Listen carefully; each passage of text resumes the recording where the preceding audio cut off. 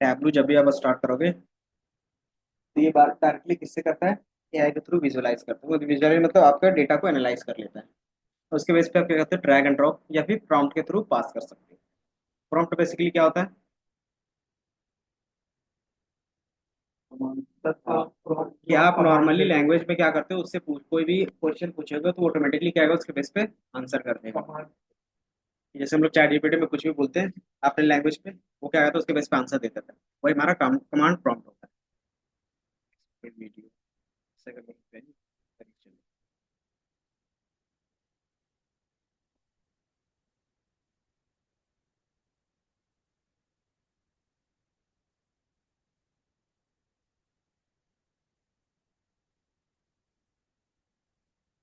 और आप देखते हैं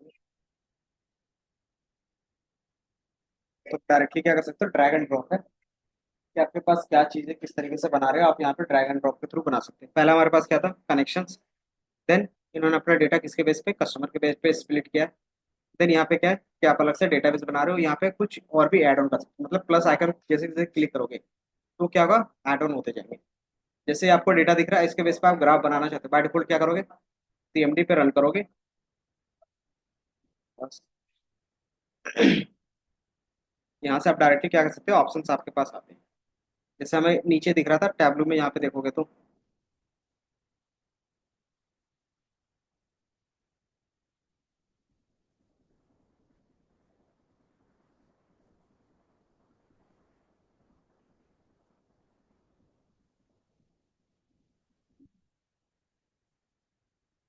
जैसे आप डेटाबेस पे क्लिक करते हो तो यहाँ पे ये सारा चीज शो होता है। तो टैबलू प्रेप में भी क्या होगा, यहाँ पे ही डेटा शो होगा और यहाँ पे क्या करते हो, ड्रैग एंड ड्रॉप करते हो। सेम इंटरफेस इसी तरीके से दिखेगा। लेकिन यहाँ पे क्या है कि हमारे पास एडिट का ऑप्शन नहीं होता है। यहाँ पे आप कोई भी चीज़ एडिट नहीं कर पा रहे हो। लेकिन प्रेप में क्या रहेगा कि आप वही चीज़ें एडिट कर पाओगे। तो प्रेप वो क्या,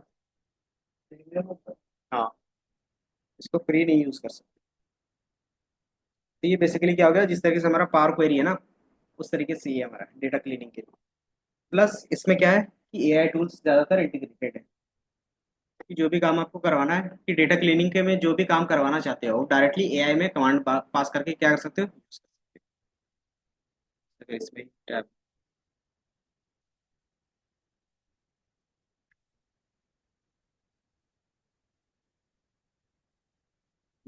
ओके, टैब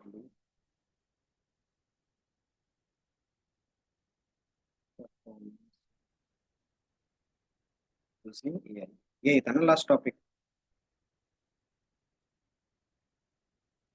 तो मैंने जितना टॉपिक बताया वही सारी चीजें क्या होगी, यहाँ पे लिख के आएगा।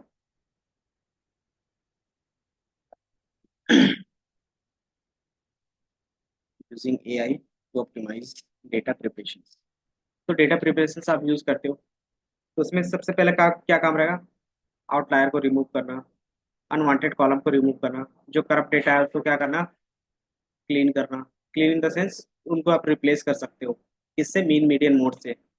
देन आपको एआई क्या करता है, ऑटोमेटिकली समराइज करके बता देता है। समराइज का बेसिकली मीनिंग क्या होता है, कि उसका मीन आपको निकाल के दे देगा, मीडियन दे देगा, काउंट दे देगा, एवरेज दे देगा। ये सारा वैल्यू क्या करेगा, आपको ऑटोमेटिकली ला के दे देगा। देन ये क्या कर रहा है कि use clustering to prep the group data. क्या आप क्या करते हो, क्लस्टर बनाते हैं। क्लस्टर का बेसिकली मीनिंग क्या होता है, ग्रुपिंग। और वो ग्रुपिंग क्या करेगा, उनके डेटा के बिहेवियर के बेस पे ये ऑटोमेटिकली क्रिएट कर देगा। कि हर एक डेटा का पैटर्न अगर मिल रहा है तो वो क्या करेगा, आप उसमें से एक फंक्शन रहेगा क्लस्टरिंग का, आप उसको यूज करके क्या कर सकते हो, ऑटोमेटिकली ग्रुपिंग कर सकते हो। तो कस्टमर सेगमेंटेशन इजीली हो जाता है कि हमारा कौन सा कस्टमर किस टाइप का है। सेगमेंट में क्या है, तीन सेगमेंट में बांटना है, क्या, रिच, मीडियम और पुअर। उसके बेस पे क्या कर सकते हैं, तीन ग्रुप बना सकते हैं अपने डेटा के बेस पे। तो आप क्या करोगे, क्लस्टर पे क्लिक करोगे, ऑटोमेटिकली क्या करेगा, वो क्रिएट करके दे देगा। ये ऑप्शन शायद हमारे पास और भी है में, शायद टैबलू में तो इसमें भी था। सीट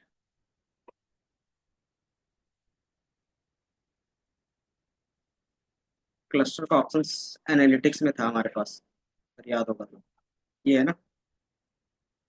तो ये क्या करेगा कि आपके डेटा के बिहेवियर से अलग अलग ग्रुप बना देगा। फिर मान लो यहाँ पे ड्रैग एंड ड्रॉप। तो बाय डिफॉल्ट किसके बेस पे बना दे रहा है ये?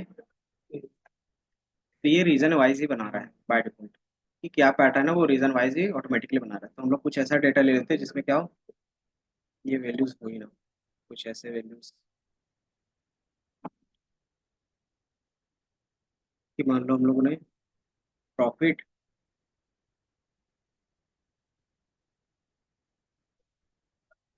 और डिस्काउंट ले लिया है। अब इसके बेस पे ग्रुपिंग करना चाहते हैं। एक नॉर्मल वैल्यू चाहिए, क्या लेते हैं इसमें? कस्टमर एक यूनिक नहीं होगा, कंट्री तो शायद एक ही है, स्टेट वाइज का देख। ये हमारा स्टेट वाइज है, अब एनालिटिक्स में आपको दिखेगा ठीक है। अब आप इसको क्या करते हो, यहाँ पे वैल्यू पुट करते हो। अब इसने क्या किया कि जो ग्रुप बनाना है प्रॉफिट का बनाना है या फिर डिस्काउंट का बनाना है, तो बाय डिफॉल्ट में क्या करता हूँ डिस्काउंट का बना लेता हूँ।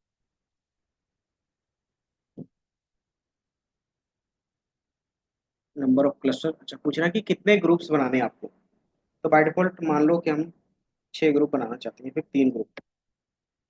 कि हमारे पास स्टेट क्या है, मल्टीपल स्टेट है, लेकिन मैंने इसको क्या किया 3 ग्रुप के बेस पे आपको डेटा बनाना है। ये बन रहा है 1 2 3 बन रहा है, लेकिन हमें ये शो नहीं हो रहा, तो हम क्या करेंगे ग्राफ चेंज करेंगे पहले।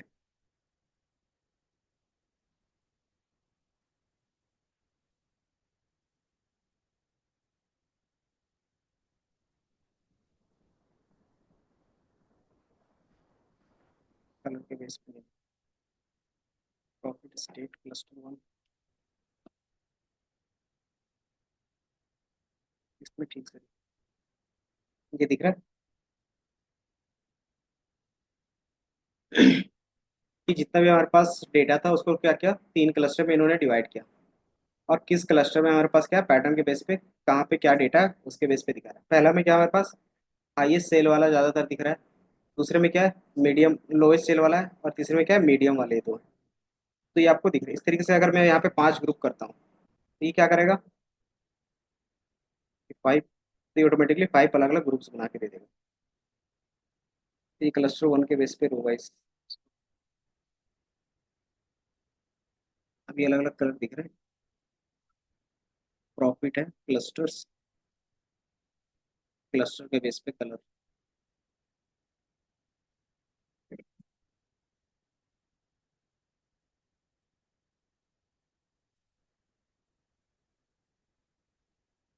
5 करता हूँ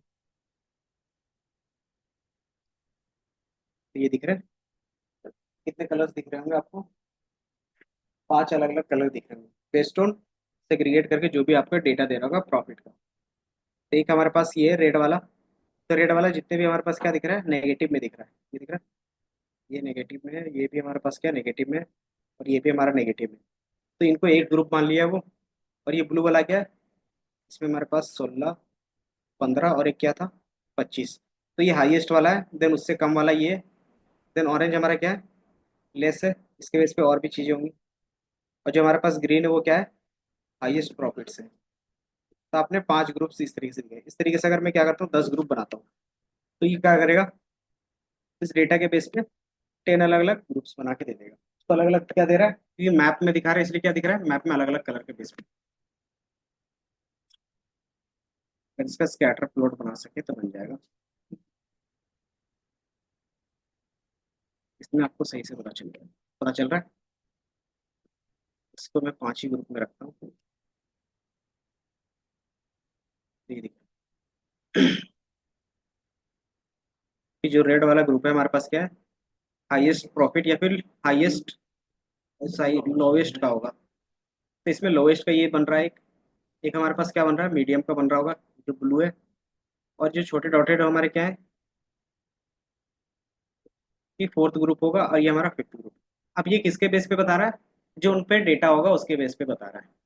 तो ये पैटर्न ऑटोमेटिकली फाइंड कर रहा है, तो हम लोग ये यहाँ पे डिसाइड नहीं कर सकते। डिसाइड कैसे करोगे, इस पे अगर हम लोग डेटा लेबल लाएं तो हमें पता चल सकता है कि ये किसके बेस पे सेग्रीगेट कर रहा होगा। अगर मैं यहाँ पे डेटा प्रॉफिट था ना, तो प्रॉफिट को एज ए लेबल, तब आप थोड़ा सा क्या कर सकते हो, अपना कंक्लूजन बता सकते हो। ठीक है। सब पे नहीं है क्यों, क्योंकि हमारे पास के साइज को थोड़ा सा डिक्रीज कर लेकिन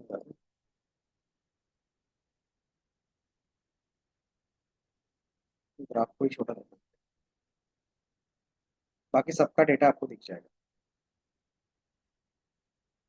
बाकी ये जो ब्लू वाले डॉटेड है ना, वो शायद प्रॉफिट प्रॉफिट के स्टेट वाइज अमाउंट के बेस पे ही किया है। अब कितने अमाउंट को किस रेंज पे लिया है, वो क्या है कि जितना हम लोग ग्रुप्स डिवाइड कर रहे हैं उसके बेस पे क्या हो रहा है, रेंज डिवाइड हो जा रहा है। बाकी क्लस्टर का मीनिंग आपको समझ में आया होगा, इसमें स्कैटर ये हो गया,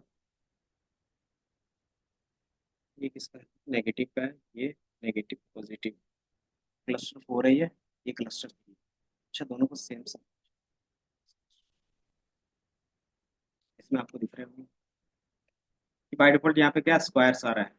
स्क्वायर बेसिकली कौन से क्लस्टर में आ रहा है, ये डेटा आपको एक जगह पे दिख रहा है, मतलब इसका बिहेवियर एक जैसा होगा। इसके बिहेवियर एक जैसा है तो यहाँ पे दिख रहा है, इसके बिहेवियर इस तरीके से है तो इसको एक ग्रुप ये बना सकते हैं। देन इसके बिहेवियर एक जैसे है तो इसका ग्रुप कुछ इस तरीके से बन रहा है, इसका बिहेवियर कुछ इस तरीके से है तो इसका ये ग्रुप बन रहा है। तो टोटल कितने ग्रुप बन रहे हैं, 4। एक और ग्रुप होगा जो यहीं पे होगा। कौन सा, क्रॉस कहाँ पे है, ये है ना।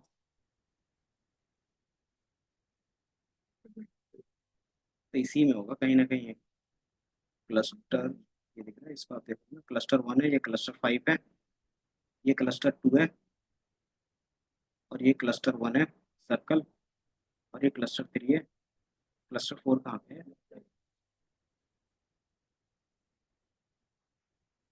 क्लस्टर 4 दिखाई नहीं।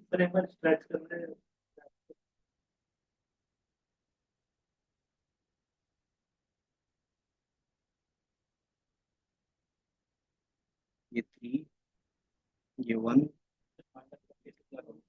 माइनस का साइन,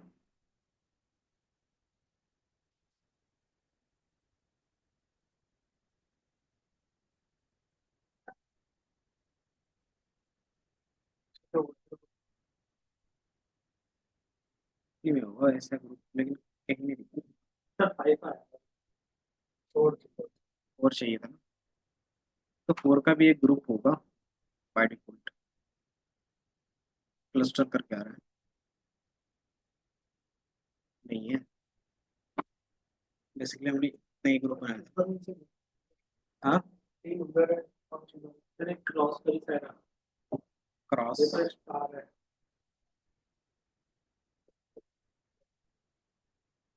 कोई नहीं, देख बार और से पुट करके देख लेते हैं दोबारा, इसको मैंने हटा दिया, क्लस्टर और दोबारा ऐड कर दिया।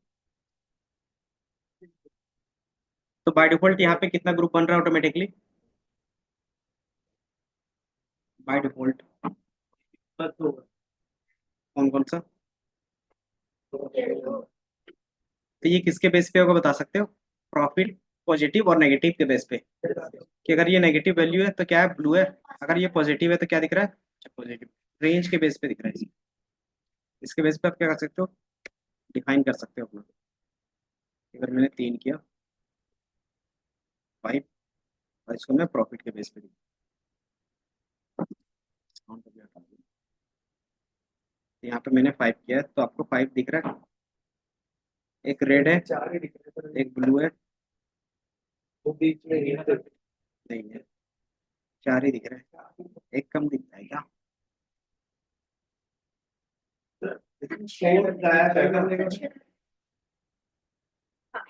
आ गया ना, एक,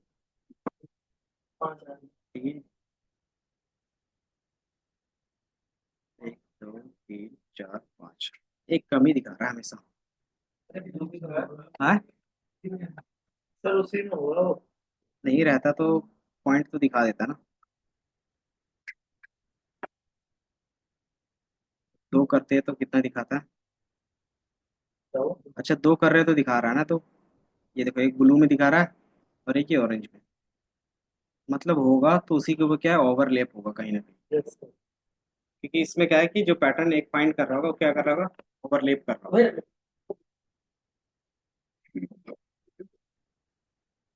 तो ये क्लस्टर के बेस पे होता है। बाकी Tableau are integrated smart data use case NLP. आप ये ज्यादातर यूज कर सकते हैं। आप एनएलपी का यूज कर सकते हो, जिसको नेचुरल लैंग्वेज प्रोसेसिंग बोलते हैं। इसमें आप क्या करते हो, कमांड प्रॉम्प्ट जिस तरीके से यहाँ चैट जीपीटी में पास कर रहे हैं ना, उसी तरीके से उसमें भी पास कर सकते हैं। तो उसके लिए हमें क्या करना होगा, थर्ड पार्टी इंटीग्रेट करना पड़ेगा। हाँ, टैब। थर्ड पार्टी का मतलब क्या हो गया ना, प्लगइन्स। जैसे क्या बोलते हैं, एक्सेल में हम लोग प्लगइन्स यूज कर रहे थे एआई का, इंटीग्रेट करके उसी तरीके से। ऑटो एक्सट्रैक्ट ऑप्टिमाइजेशंस, ये क्या करेगा, डेटा को ऑटोमेटिकली एक्सट्रैक्ट करेगा, रिफ्रेश करेगा। बाकी वैसा तो कुछ तो इन्होंने भी नहीं दिया है। तो जितनी भी चीजें हैं, वो इंटीग्रेट के बेस पे है।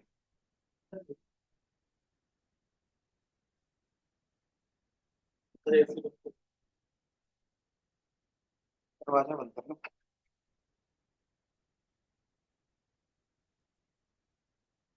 310।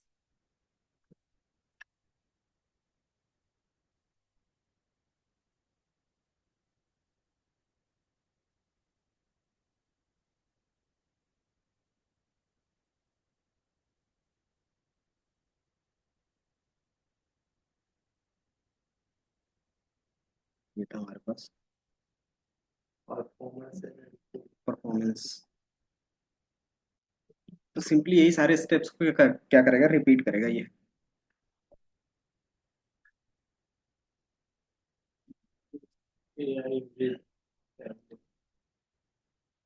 वाई एआई यूज करेंगे, क्योंकि हमारे पास लार्ज डेटा होता है, इसलिए पर्सनलाइज एक्सपीरियंस के लिए, ऑटोमेशंस के लिए, और प्रिडिक्ट और प्रिपेयर करने के लिए। देन हमारे पास क्या होता है, डेटा प्री प्रोसेसिंग। उसके लिए आप क्या यूज करोगे, पावर बीआई में, सॉरी टैबलू में। अच्छा, टैबलू नहीं लिखा था क्या यहाँ पे? लिखा तो है यहाँ पे, विथ टैबलू। तो ये बेसिकली ये क्या कर रहा है, ये अलग अलग टूल्स के बाद साथ ही साथ बता रहा है कि आप कैसे डेटा क्लीनिंग कर सकते हो। तो ये पाइथन में बता दे रहा है, reduce data volume faster, tableau redundancy. ये बोल रहा है कि टैबलू में लोड करने से पहले आप क्या कर सकते हो ना, पाइथन के थ्रू उसको डेटा क्लीन कर सकते हो। तो उससे क्या होगा कि आपका डेटा क्लीनिंग का पार्ट पहले कंप्लीट हो जाता है, डेटा रिड्यूस हो जाएगा। अगर डेटा आपका कम है तो क्या होगा, आप विजुअलाइजेशन जल्दी से कर सकते हैं। सेकेंड स्टेप आपके पास क्या है, केसिंग का। केसिंग बेसिकली क्या करता है, आपके लैपटॉप में भी रहता है, मोबाइल में भी रहता है ना।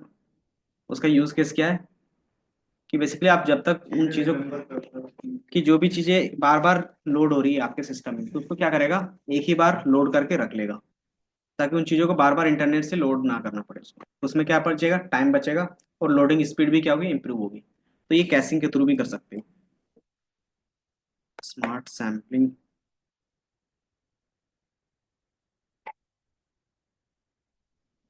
जैसे कुकीज का बात, कुकीज, कुकीज इंटरनेट के लिए। कुकीज में क्या स्टोर होता है, ऑथेंटिकेशन टोकन्स की जो भी लॉगिन डिटेल्स रहेंगे ना, वो स्टोर रहेंगे उसमें। Create pre aggregated summarize using ML predictions queries. जितने भी सारे एमएल पे ही बात कर रहे हैं, बाकी वैसा कुछ AI driven most user same है सब में। आप एआई एआई, अगर मैं इसको बोलता हूँ ओनली इन फॉर टैबलो।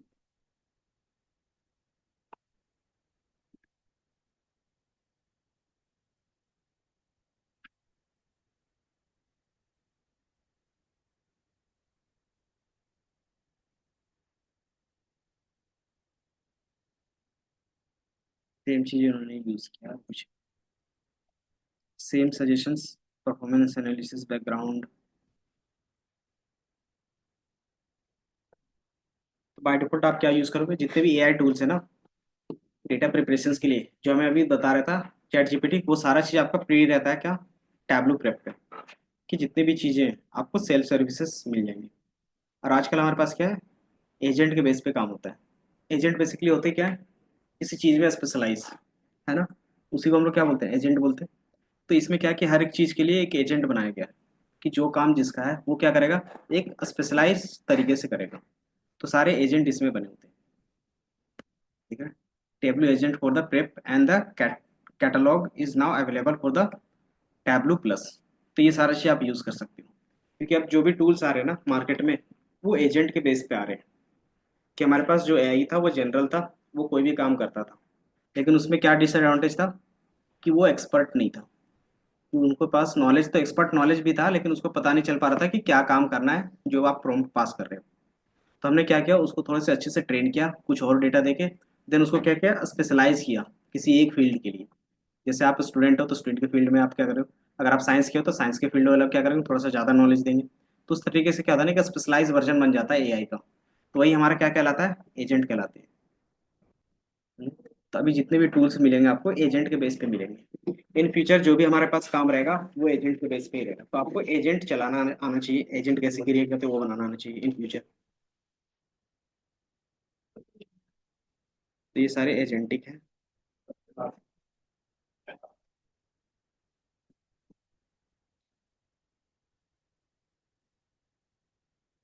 ये सारा चीज, ये हमारे पास टैबलू के बारे में था। और स्टार्टिंग से किसी का कोई डाउट है? बताओ। बाकी प्रोडक्ट में इसके पास ये सारा चीज़ है। नहीं तो एक बार रिकैप करेंगे सारा चीज़ शुरू से लेके। हम्म? अच्छा, डैशबोर्ड किनका किनका बना हुआ था, बना या नहीं बना?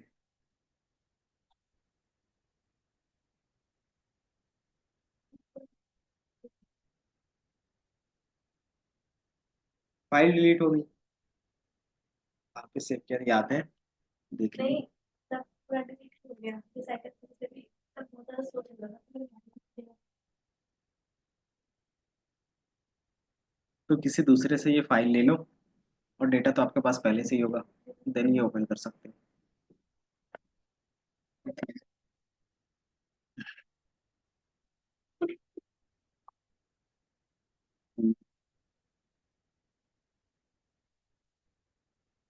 पावर भी आएगा, तो डैशबोर्ड पूरा डिलीट हो गया। तो इन चीज़ों को आप ना अपने ड्राइव पे अपलोड करके रखा करो। अगर ड्राइव पे अपलोड नहीं होता तो गिटहब पे आप अपलोड कर सकते हो। गिटहब पे कैसे काम करते हैं?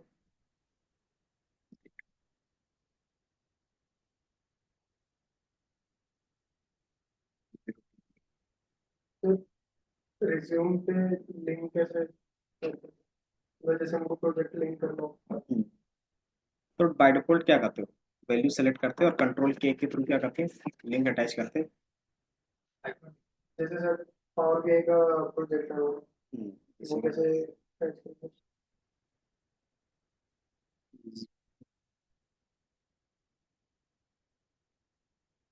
टॉप फाइल में है।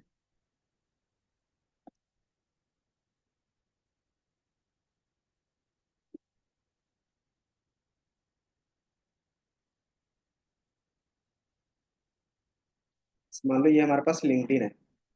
तो लिंक्डइन में हमें क्या करना है, प्रोफाइल इनका आईडी देना लिंक है। तो मिल गया था लिंक। तो बाय डिफॉल्ट अगर शॉर्ट यूआरएल है तो डायरेक्टली यूआरएल यूज कर सकते हो। दूसरा हमारे पास क्या था, इसको सेलेक्ट करोगे, कंट्रोल के पे क्लिक करोगे, तो तो यहाँ पे ऑप्शन आ रहा है हाइपरलिंक का। देन आप यहाँ से क्या करोगे, जो भी आपका लिंक्डइन का प्रोफाइल रहेगा आप उसको कॉपी करोगे और यहाँ पे पेस्ट कर दोगे। मान लो मैं क्या करता हूँ, लिंक, जैसे आप क्या करोगे, यहाँ पे अपने लिंक्डइन आईडी पे जाओगे तो यहाँ पे आपको मिल जाएगा। जैसे प्रोफाइल पे जाओगे तो इसको कॉपी करोगे और उसको पेस्ट कर दोगे। अगर एक बार दिखाई देता हूँ यहाँ पे, अगर आएगा तो प्रोफाइल किस तरीके से आता है,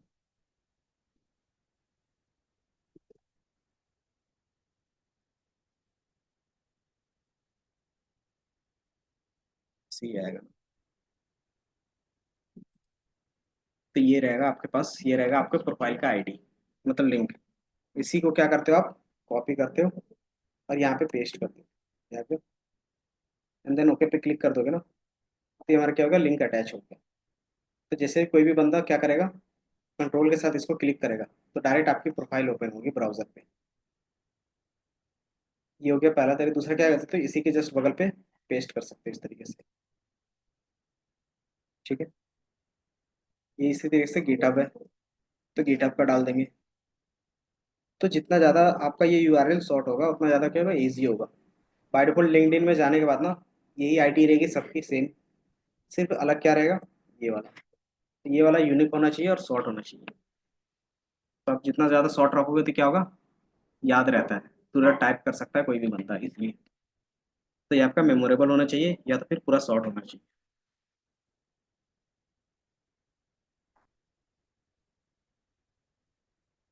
बाकी एक बार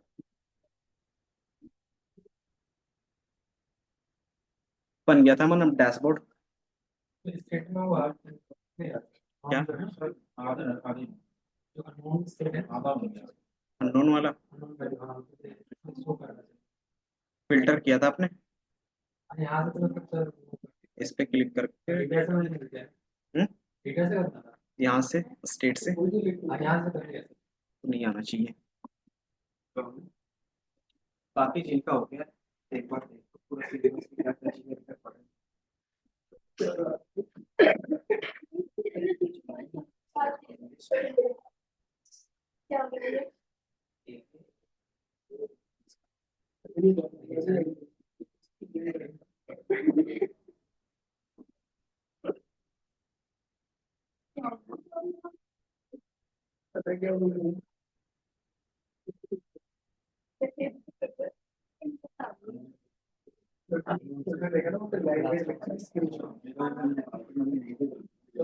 अब यहाँ से क्या कर सकते हो आप, फिल्टर आउट कर सकते हो।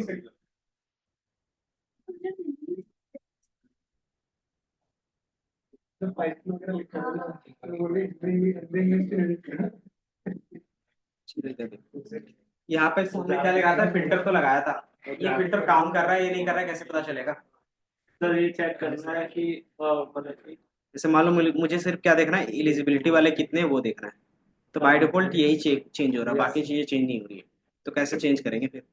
सर एक्सेल में तो ऑप्शन आता था स्लाइसर का तो हमारे पास यहाँ पे फिल्टर्स, ये रहा। तो यहाँ पे फिल्टर का ऑप्शन आ रहा है, आप इसको क्या करोगे, फिल्टर को अटैच करोगे, ये दिख रहा है। यस सर देन यहाँ से चेंज करोगे तो वो ऑटोमेटिकली होगा।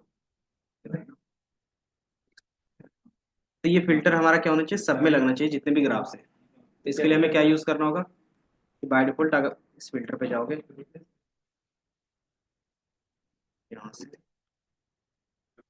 यहाँ से नहीं करता तो फिर हम लोग ये लास्ट ये कर सकते हैं कि आप इसके टैब पे चले जाओ, सीट पे जा गया।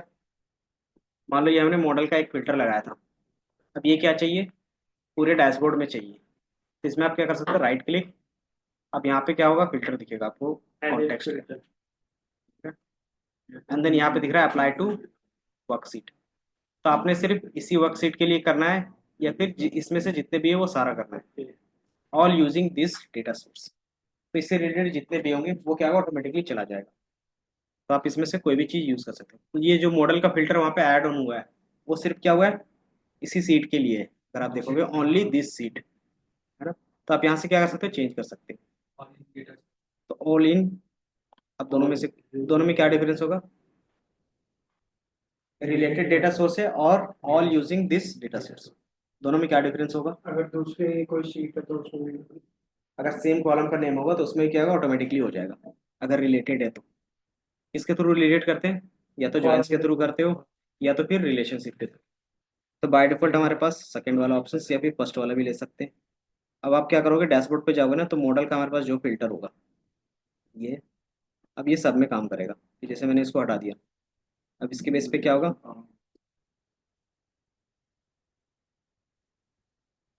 मल्टीपल्स क्या होता है, चेंज हो रहा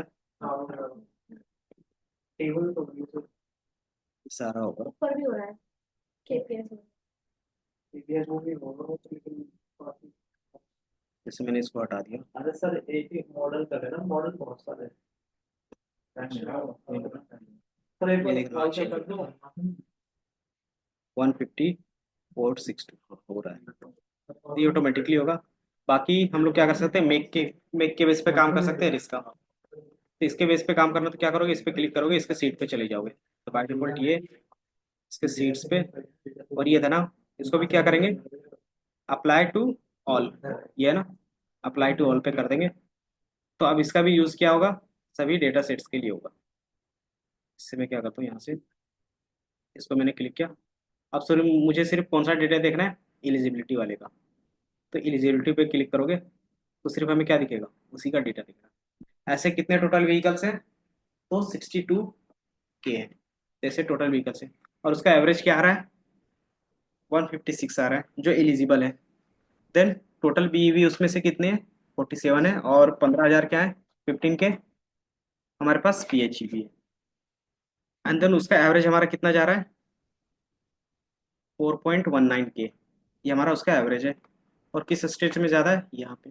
और उसमें से हमारा पास कौन सा मॉडल सबसे ज़्यादा बिक रहा है, तो मॉडल 3 टेस्ला का, जो हमारा क्या है 22% है। एंड देन उसमें से हमारा ये कंट्रीब्यूशन दिख रहा है कि कौन से कंपनी का कितना कंट्रीब्यूटर है, ये दिख रहा है। और ऐसे कितने कार है जो जिसकी एलिजिबिलिटी क्या है, अननोन है। तो आप इसमें से क्लिक करोगे तो यहाँ पे दिखेगा। तो 69 ऐसे कार्स है, मतलब ऐसे कंपनीज है जिसका क्या एलिजिबिलिटी अभी तक नहीं आया है ना। अब उसमें से क्या है, अगर एलिजिबिलिटी नहीं है तो उसका एवरेज इलेक्ट्रिक रेंज तो आएगा ही नहीं, तो बाय डिफॉल्ट ये क्या दिख रहा है, जीरो दिख रहा है।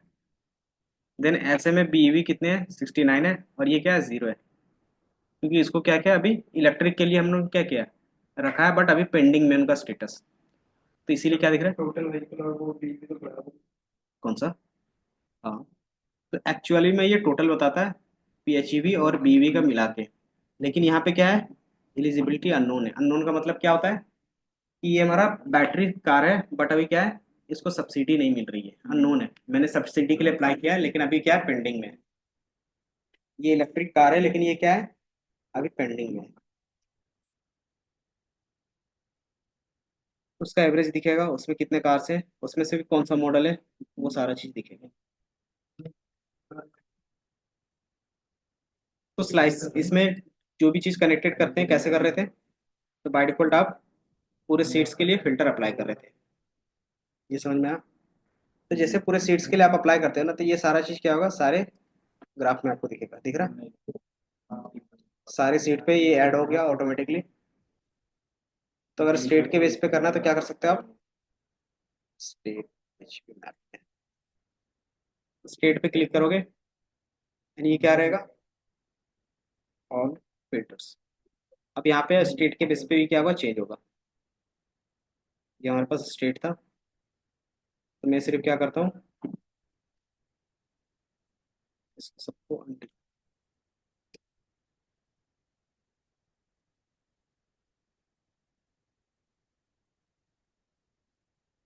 सिर्फ एजेड का देखना है, क्लिक्स।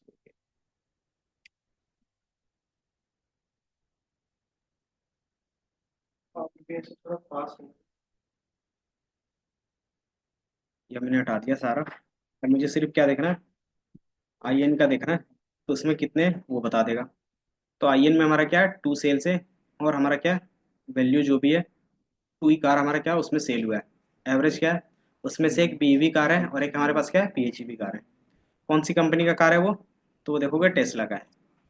टेस्ला में भी कौन सा मॉडल का है, देख हमारे पास टेस्ला का ये मॉडल है, और दूसरा हमारे पास क्या है, एविएटर का है, ये पीएचईवी पे।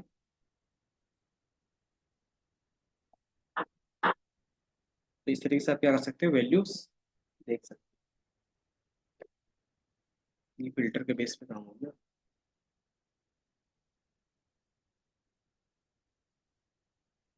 और कुछ भी था क्या,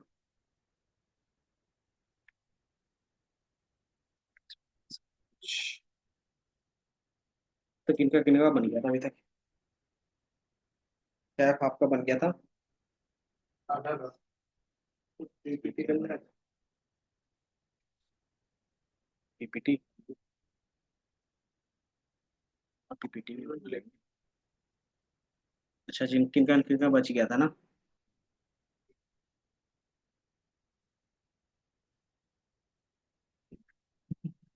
5 मिनट बच गए थे, कोई नहीं, अभी वही कर लेंगे। फोटो भेजिए आपने, PDF होते तो लगभग फोटो भेजिए। बाकी एक बार टॉपिक स्टार्टिंग से देख लेंगे। फोटो है, एक्सेल में क्या क्या चीजें देखा था वो बता दो, बस रिकैप करवा रहे हैं। एक्सेल में क्या क्या देखा था? हम्म, बस ऐसे ही गो थ्रू कर रहे हैं, वो चीज आराम से कभी बताएंगे। अभी बस टॉपिक्स में क्या क्या चीजें आ रही है वो एक बार देख लेते हैं। व्हाट इफ में बताओ, व्हाट इफ में बेसिकली 4 टॉपिक्स थे आपके, 4। सॉल्वर, रोल्स और सिनेरियो मैनेजर। सिनेरियो मैनेजर का था और डेटा टेबल था।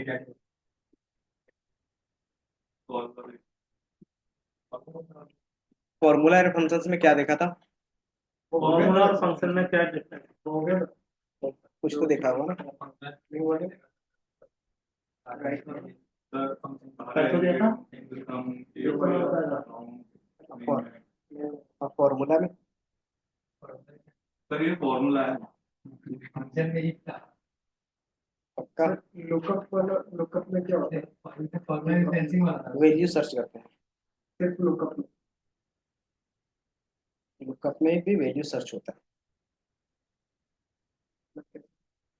जैसे तेरा सेल रेफरेंस है। बाकी फॉर्मूला और फंक्शंस में जल्दी से बताओ डिफरेंस क्या था? अच्छा, फॉर्मूला फंक्शन। हम्म, सर फॉर्मूला जो हम फंक्शन वो होता है जो उसमें इनबिल्ट होता है उसमें पहले से। फॉर्मूला जो हम क्रिएट करते हैं उससे जैसे सेल वन को सेल टू से मल्टीप्लाई करना हो, प्लस करना हो, वो फॉर्मूला। जो चीज आप स्क्रैच से यूज कर रहे हो, मल्टीप्लिकेशन, डिवाइड या फिर अपना खुद का चीजें क्या कर रहे हो, ड्राइव कर रहे हो, तो हमारा क्या हो गया? फॉर्मूला हो गया। फंक्शंस में क्या होता है? प्री डिफाइंड, जिसे आप इक्वल टू लिखते हो, फंक्शंस का नेम देते हो और डेटा पास करते हो, तो हमारा फंक्शन होता था।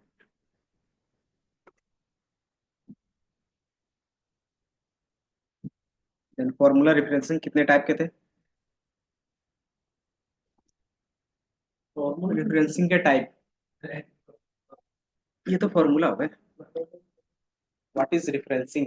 सॉरी, अच्छा, रिलेटिव रेफरेंस और एब्सोल्यूट रेफरेंस, ये दो होते हैं सर। रिलेटिव रेफरेंस वो होते हैं जब हम फॉर्मूला को अपनी यूज करते हैं तो रिलेटिव रेफरेंस चेंज हो जाता है, और एब्सोल्यूट में क्या होता है, वो चेंज नहीं होता, हम फॉर्मूला कहीं भी कॉपी करें, ठीक है।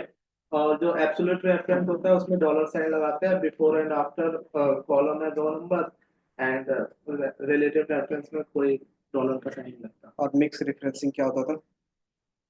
इसमें डॉलर लगता है और वो मतलब एक कि दोनों का कॉम्बिनेशन हाँ, रहेगा। combination।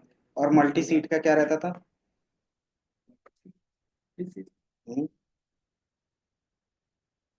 मल्टी सीट रिफरेंसिंग, कि मान लो एक सीट में हमारे पास पूरा डेटा है, इस डेटा को इसमें क्या करना है, समराइज रिपोर्ट में सारा कैलकुलेट करके रखो।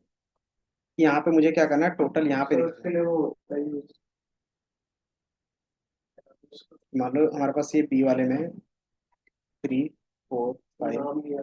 7, अब इसका सम करना है, लेकिन ये सम हमें क्या दिखना चाहिए, दूसरे सीट में दिखना चाहिए। इसका नाम मैं दे दूँ तो समरी रिपोर्ट। वो वाला साइड यूज करता है। तो सर वन पे जो हम्म, वन पे जो और फिर क्या है? अच्छा, एक्सक्लेमेशन मार्क। तो बेसिकली हम लोग क्या करते थे, इक्वल टू, अब क्या करना था, सम करना था, तो मैंने सम लगाया। अब ये डेटा कहाँ से लाना है, तो बाय डिफॉल्ट सीट 1 पे जाते थे और ड्रैग एंड ड्रॉप करते थे, तो ये सीट 1 से रेफरेंस ले ले रहा था, और एक्चुअली में ये क्या था, वैल्यू हमारा सीट 2 में था। अब आप क्या करते हो, सीट 2 में जाते हो, तो बाय डिफॉल्ट ये चेंज हो रहा है, समरी रिपोर्ट आ गया। फिर सीट 1 में जाएंगे, फिर इसको मैं यहाँ से क्या करता हूँ, हटा देता हूँ, और दोबारा क्या आते, सीट 1 पे जाते और यहाँ पे वैल्यू सेलेक्ट कर रहे हैं। तो पुराने सीट में जा रहे थे तो क्या हो रहा था, सीट नेम चेंज हो रहा था, है ना। इसको फिर हम लोग कैसे हटा सकते हैं, जो सीट में जाएंगे तो बेसिकली क्या होगा, उसी सीट से वैल्यू लेने लगेगा। तो एक्सक्लेमेशन मार्क तो होता है इसलिए कि आप सीट का नेम और सेल का नेम डिफ्रेंशिएट कर पा रहे हो। लेकिन ये जैसे हम लोग सीट समरी रिपोर्ट पे क्लिक करते हैं तो ऑटोमेटिकली क्या हो रहा है, चेंज हो रहा है। तो आप इसको कैसे रोक सकते हो, पहला आप यहीं पे क्या कर सकते हो, फॉर्मूला कंप्लीट कर सकते हो। जैसे फॉर्मूला कंप्लीट किया, एंटर किया, तो ये वैल्यू यहाँ पे आ जाएगा। तो ये तरीका होगा क्या, आप नॉर्मली ये वैल्यूज़ को यहाँ पे सम करके दिखा सकते हैं। तो अलग अलग वैल्यू में क्या कहते हैं, इसको मल्टी सीट बोलते हैं, मल्टी सीट रिप्रेजेंटेशन। और इसी का यूज़ हम लोग किसके लिए करते थे, एक और था हमारे पास कंसोलिडेटिंग फंक्शन, तो उसको भी क्या करते थे, सेम यूज केस रहता था कि अलग अलग सीट को कि एक वैल्यू एक जगह पे रखना है तो आप कैसे रख सकते हैं।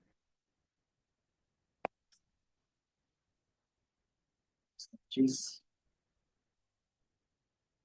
मिक्स हो गया, मल्टी सीट कंसोलिडेटिंग में ये क्या होता था, अगर आपको फॉर्मूला देखना रहता था तो आप क्या करते थे, ट्रेसिंग का यूज़ करते थे। उसमें दो तरीके का ट्रेसिंग होता था कि वैल्यू कहाँ से आ रहा है और दूसरा वैल्यू कहाँ पे है, ये हम लोग देखते थे। कैसे पता चलता था कि आपके पास डेटा में क्या आता था, डेटा में या फिर फॉर्मूला, फॉर्मूला इसमें था, ये वैल्यू हमने क्लिक किया, ये क्या करते हो आप, ट्रेसिंग पे क्लिक करते हो, तो ये बाय डिफॉल्ट क्या दिखा रहा है, ये बता रहा है कि यहाँ पे एक सीट अलग से दिख रहा है, दिख रहा है। इसका बेसिकली मीनिंग है कि इससे पहले जो सीट है ना उससे वो डेटा आ रहा है। मान लो यहाँ पे हमने क्या करता, एक डेटा यहाँ पे रखा, एक यहाँ पे, एक यहाँ पे और यहाँ पे, और इसी को मैंने क्या किया, सम का यूज़ किया, इसमें हमने सम का यूज़ किया। तो इस वैल्यू को कैलकुलेट करने के लिए हमारे पास ये सारा क्या है, यूज़ हुआ है, तो ये देखने के लिए हम लोग इसका यूज़ करते हैं। तो ये जितने वैल्यूज़ है इसी का यूज़ क्या हुआ है, इसको सम करने के लिए हुआ है। तो ये हमें क्या हो गया, प्रेसिडेंट। प्रेसिडेंट में क्या होता है,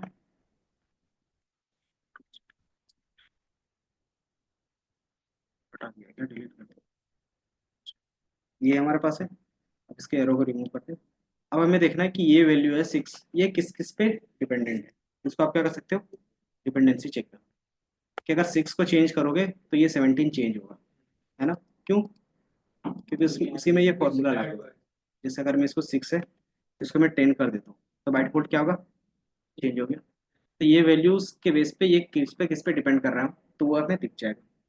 तो प्रेसिडेंट और डिफिसेंट ये दिख रहा था। अगर फॉर्मूला देखना तो सो फॉर्मूला पे क्लिक करोगे तो आपने कहाँ पे कौन सा फॉर्मूला लगाया वो दिख जाता था। याद, इसको बेसिकली हम लोग कौन सा सेक्शन बोलते थे, फॉर्मूला ऑडिट। इसमें आप क्या करते हो, सिर्फ ऑडिट करते हो। ऑडिट में क्या होता है, सिर्फ क्रॉस चेक कर रहे हो और कुछ नहीं।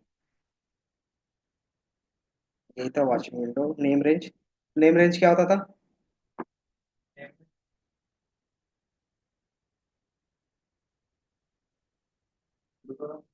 नेम डिफाइन करो किसी को भी, सेल को या शीट को। मान लो ये हमारे पास क्या है, 3 है। इस वैल्यू को कहीं पे भी कॉल करना है तो क्या लिखते थे, आप फॉर्मूले को भी दे रेफरेंस दे सकते देते हैं। हो। मान लो ये वैल्यू किसमें है, G6 में है ना। तो अगर आपको बार बार इधर उधर यूज करना है ये 3 वाले को, तो आपको G6 याद रखना होगा कि ये वैल्यू G6 में है ना। लेकिन अगर मैं बोलता हूँ कि ये हमारा क्या परसेंटेज है, तो इसको एक नेम दे सकते हो, सेल को।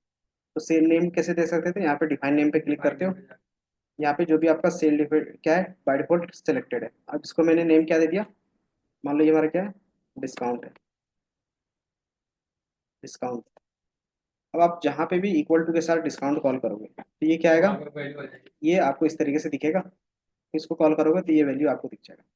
तो सेल नंबर याद करना इजी हुआ, या फिर जो आपने नेम दिया वो, तो उसी को हम लोग बोलते हैं नेम रेंज। रेंज क्यों बोलते हैं, तो आप एक साथ पूरे रेंज का भी नाम रख सकते हैं। जैसे मैंने एक का रखा है, आप चाहते हो ये जहाँ पे भी कॉल हो ये सब साथ में ही कॉल हो, तो क्या करोगे, डिफाइन से बाय डिफॉल्ट आपका नेम ये क्या होगा हमारे पास, ऑल वैल्यू बोल देते हैं इसको।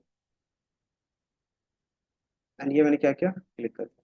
तो जहाँ पे भी आप सारे वैल्यूज को कॉल करना चाहो तो ऑल वैल्यू लिखोगे और ये कॉल हो जाएगा। पूरा नहीं लिखा ना, ऑल अंडरस्कोर वैल्यू। तो जैसे यहाँ पे कॉल करोगे तो सेम क्या होगा, पूरा का पूरा वैल्यू आ जाएगा। तो हम क्या कर सकते हैं, नेम रेंज पे भी ले सकते हैं और सिंगल वैल्यू पे भी ले सकते हैं। तो ये हमारा क्या कहलाता है, नेम रेंज कहलाता है। इसमें डिफाइन फार्मूला, तो आप किसी फार्मूला का भी एक नेम रख सकते हो। जैसे सम हमने रखा है, उस तरीके से क्या करोगे, आप कोई फार्मूला क्रिएट करके रख सकते हो। तो यहाँ पे आपको दिख रहा है फॉर्मूला में कैसे यूज करेंगे, कि मुझे सम करना है तो इक्वल टू सम, और कौन से वैल्यू का करना है, तो मुझे इस वाले रेंज का करना था, तो इसका नेम क्या रखा था, ऑल वैल्यू। टैब दबा दिया और ये सम करके दे देगा। तो हमें यहाँ पे सीक्वेंस सेलेक्ट करने की जरूरत नहीं पड़ी, सिर्फ हमने क्या दिया, उसका नेम दे दिया, वो पास। बाकी आप यहाँ से नेम रेंज मैनेजमेंट है, ये मैनेजर है, आप यहाँ से क्या कर सकते हो, एडिट कर सकते हो बाय डिफॉल्ट। उसके बाद क्या था हमारे पास, टेबल इन एक्सेल। टेबल कैसे क्रिएट करते हैं वो पता है, टेबल का कलर चेंज करना हो, टेबल का स्टाइल चेंज करना हो, वो सारा चीज़। बेसिकली टेबल क्रिएट क्यों करते हैं?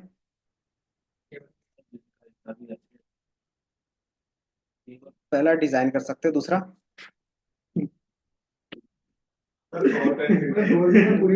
बोलता पूरी बात नहीं बोलता है। मान लीजिए हमारे पास दो डेटा है, इसको कैलकुलेट करना तो कैसे कर सकते थे, इक्वल टू, मान लो एवरेज निकालना तो एवरेज लिखते और इसको पूरे वैल्यूज को सेलेक्ट करते एंड देन इसको इस तरीके से करते। लेकिन अगर यही टेबल में टेबल इसको बना के करते तो क्या बेनिफिट होता? ए हो गया, इसको बी बोल देते, इसका मैंने कॉलम का नेम दे दिया, नहीं कॉलम का नेम दे दिया, बेसिकली ये कॉलम ए है ये बी है। अब इसको यहाँ से क्या कर सकते हैं, टेबल क्रिएट कर सकते हैं। तो ये टेबल दे दिया। अब इसमें से क्या पूछ रहा है ये, कि आपके टेबल में हेडर है तो आप इसको टिक रखो, अदरवाइज अनटिक कर देना। तो जैसे मैं इसको टिक कर देता तो क्या आता है कि बाय डिफॉल्ट इस तरीके से आ जाता है। तो आप जब भी आप कॉल करोगे इक्वल टू एवरेज, और हमारे पास क्या था बी, टेबल सेलेक्ट हो रहा है। तो मैंने यहाँ पे टेबल ऑफ, अच्छा टेबल का नाम नहीं रखा था क्या हमने? तो बाय डिफॉल्ट टेबल हमारे पास, टेबल का नाम क्या है, टेबल वन है। तो ये टेबल वन आ गया और हमारे पास ये इस तरीके से लिखते थे क्या, सिंटेक्स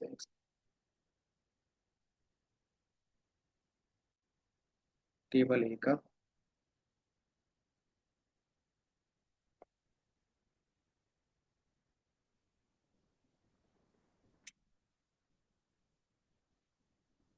सिंटेक्स उसी तरीके से टेबल वन और उसके कॉलम का नेम ब्रैकेट में।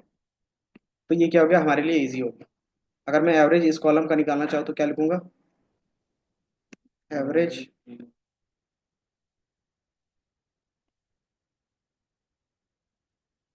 टेबल का नेम क्या था, टेबल वन, और इसमें से कौन सा कॉलम का एवरेज निकालना था मुझे, ए का। यहाँ पे क्या करेंगे, हाँ स्क्वायर ब्रैकेट में कॉलम का नेम पा लेंगे, कॉलम ए।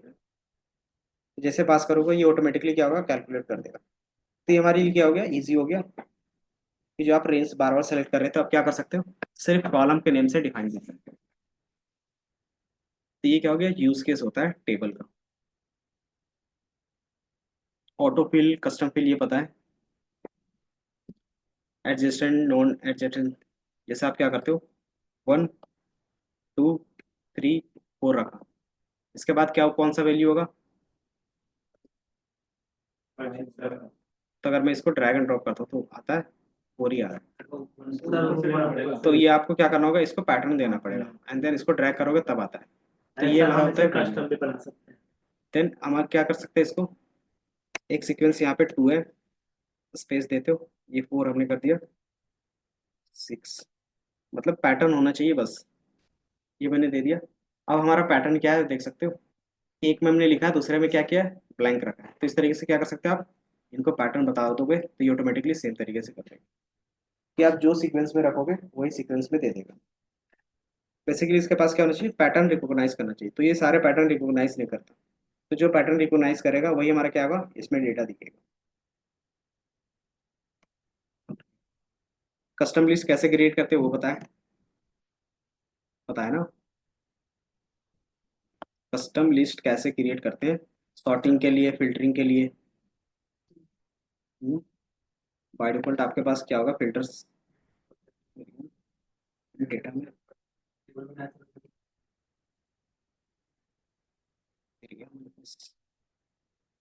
सॉर्टिंग, अच्छा सेलेक्ट नहीं किया ना वैल्यू, मान लो ये वैल्यू सेलेक्ट है, इसको सॉर्ट कर रहे हैं। तो यहाँ पे ऑप्शन आ रहा होगा, दिख रहा है कि ये जो नंबर है किसके बेस पे सॉर्ट करना चाहते हो। इसमें हमारे पास मल्टीपल ऑप्शन है, क्योंकि कॉलम का नेम बी के बेस पे, और यहाँ पे आप लेबल ऐड कर सकते हो। लेबल का मतलब क्या होता है, कि आपके पास क्या है, दो कॉलम है, पहले कॉलम में क्या है, कंपनी है, और दूसरे में क्या है, प्रोडक्ट का नेम है। तो पहले आप चाहते हो कि क्या हो, कंपनी के नेम के बेस पे सॉर्ट हो, कि पहले अमेजोन दिखे, देन क्या दिखे आपके पास, फिर आपके पास जो भी कंपनी से अलग अलग, अमेजोन है, जियो है, मिंत्रा है, ये सारा चीज़ क्या है नेम के बेस पे सीक्वेंस में दिखे। देन उसके बाद हमारा सॉर्टिंग किसके बेस पे हो,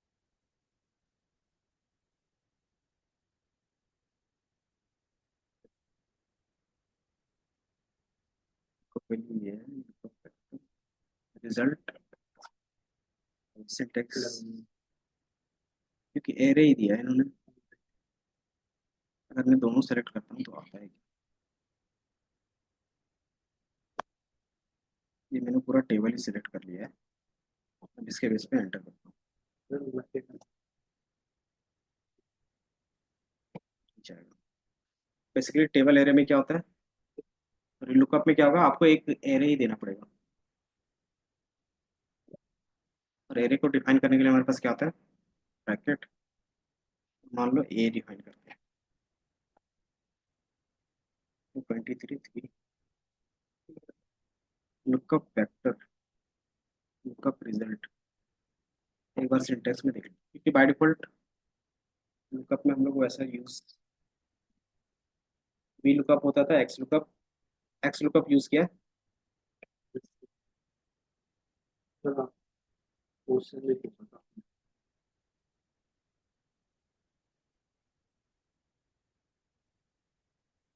syntax lookup value lookup vector,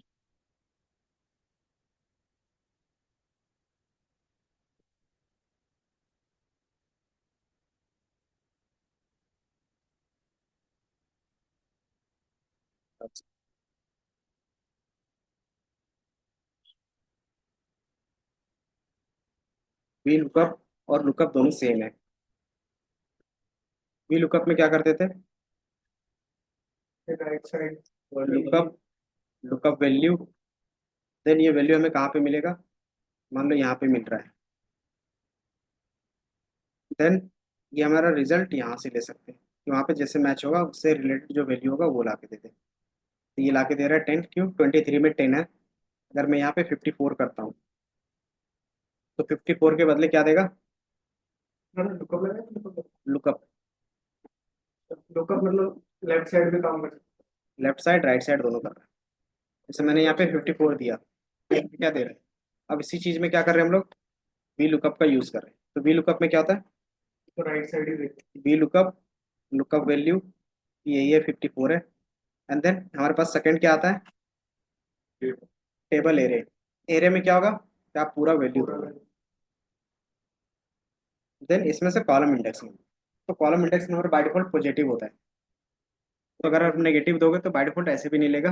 अगर आप पॉजिटिव दोगे तो हमारा पहला क्या है, बी वाला है, तो इसके बाद ही हमारा क्या है, नहीं है। बाय डिफॉल्ट अगर 1 भी रखते हो तो क्या आएगा, वो एरर देगा। देन ये हम लोग 0 रखते हैं बाय डिफॉल्ट। एन ए दे रहा है, एन ए क्यों दे रहा है, क्योंकि ये बैकवर्ड सर्च नहीं करता है। तो ये डिफरेंस होगा। लेकिन इसमें हमारे पास क्या है कि आप एरे के बेस पे काम कर रहे हो, ये वेक्टर दिख रहा है, वेक्टर मतलब सिंगल एरे के बेस पे। तो ये दोनों काम कर लेते हैं लुकअप में। एक्स लुकअप में क्या डिफरेंस आएगा, सिर्फ हमारा वो मिल जाता है, क्या कहते हैं, लुकअप जो होता है ना, एरर मैसेज, एरर मैसेज और मल्टीपल वैल्यू एक साथ दिखा सकते हैं। लेकिन लुकअप कोई इन लुकअप में क्या है, सिंगल वैल्यू ही देगा हमेशा, मतलब एक ही कॉलम का वैल्यू रिटर्न करके देगा। लेकिन हमारे पास एक्स लुकअप में क्या था कि एक साथ मल्टीपल कॉलम्स के वैल्यू को रिटर्न करवा सकते हो। तो ये डिफरेंस।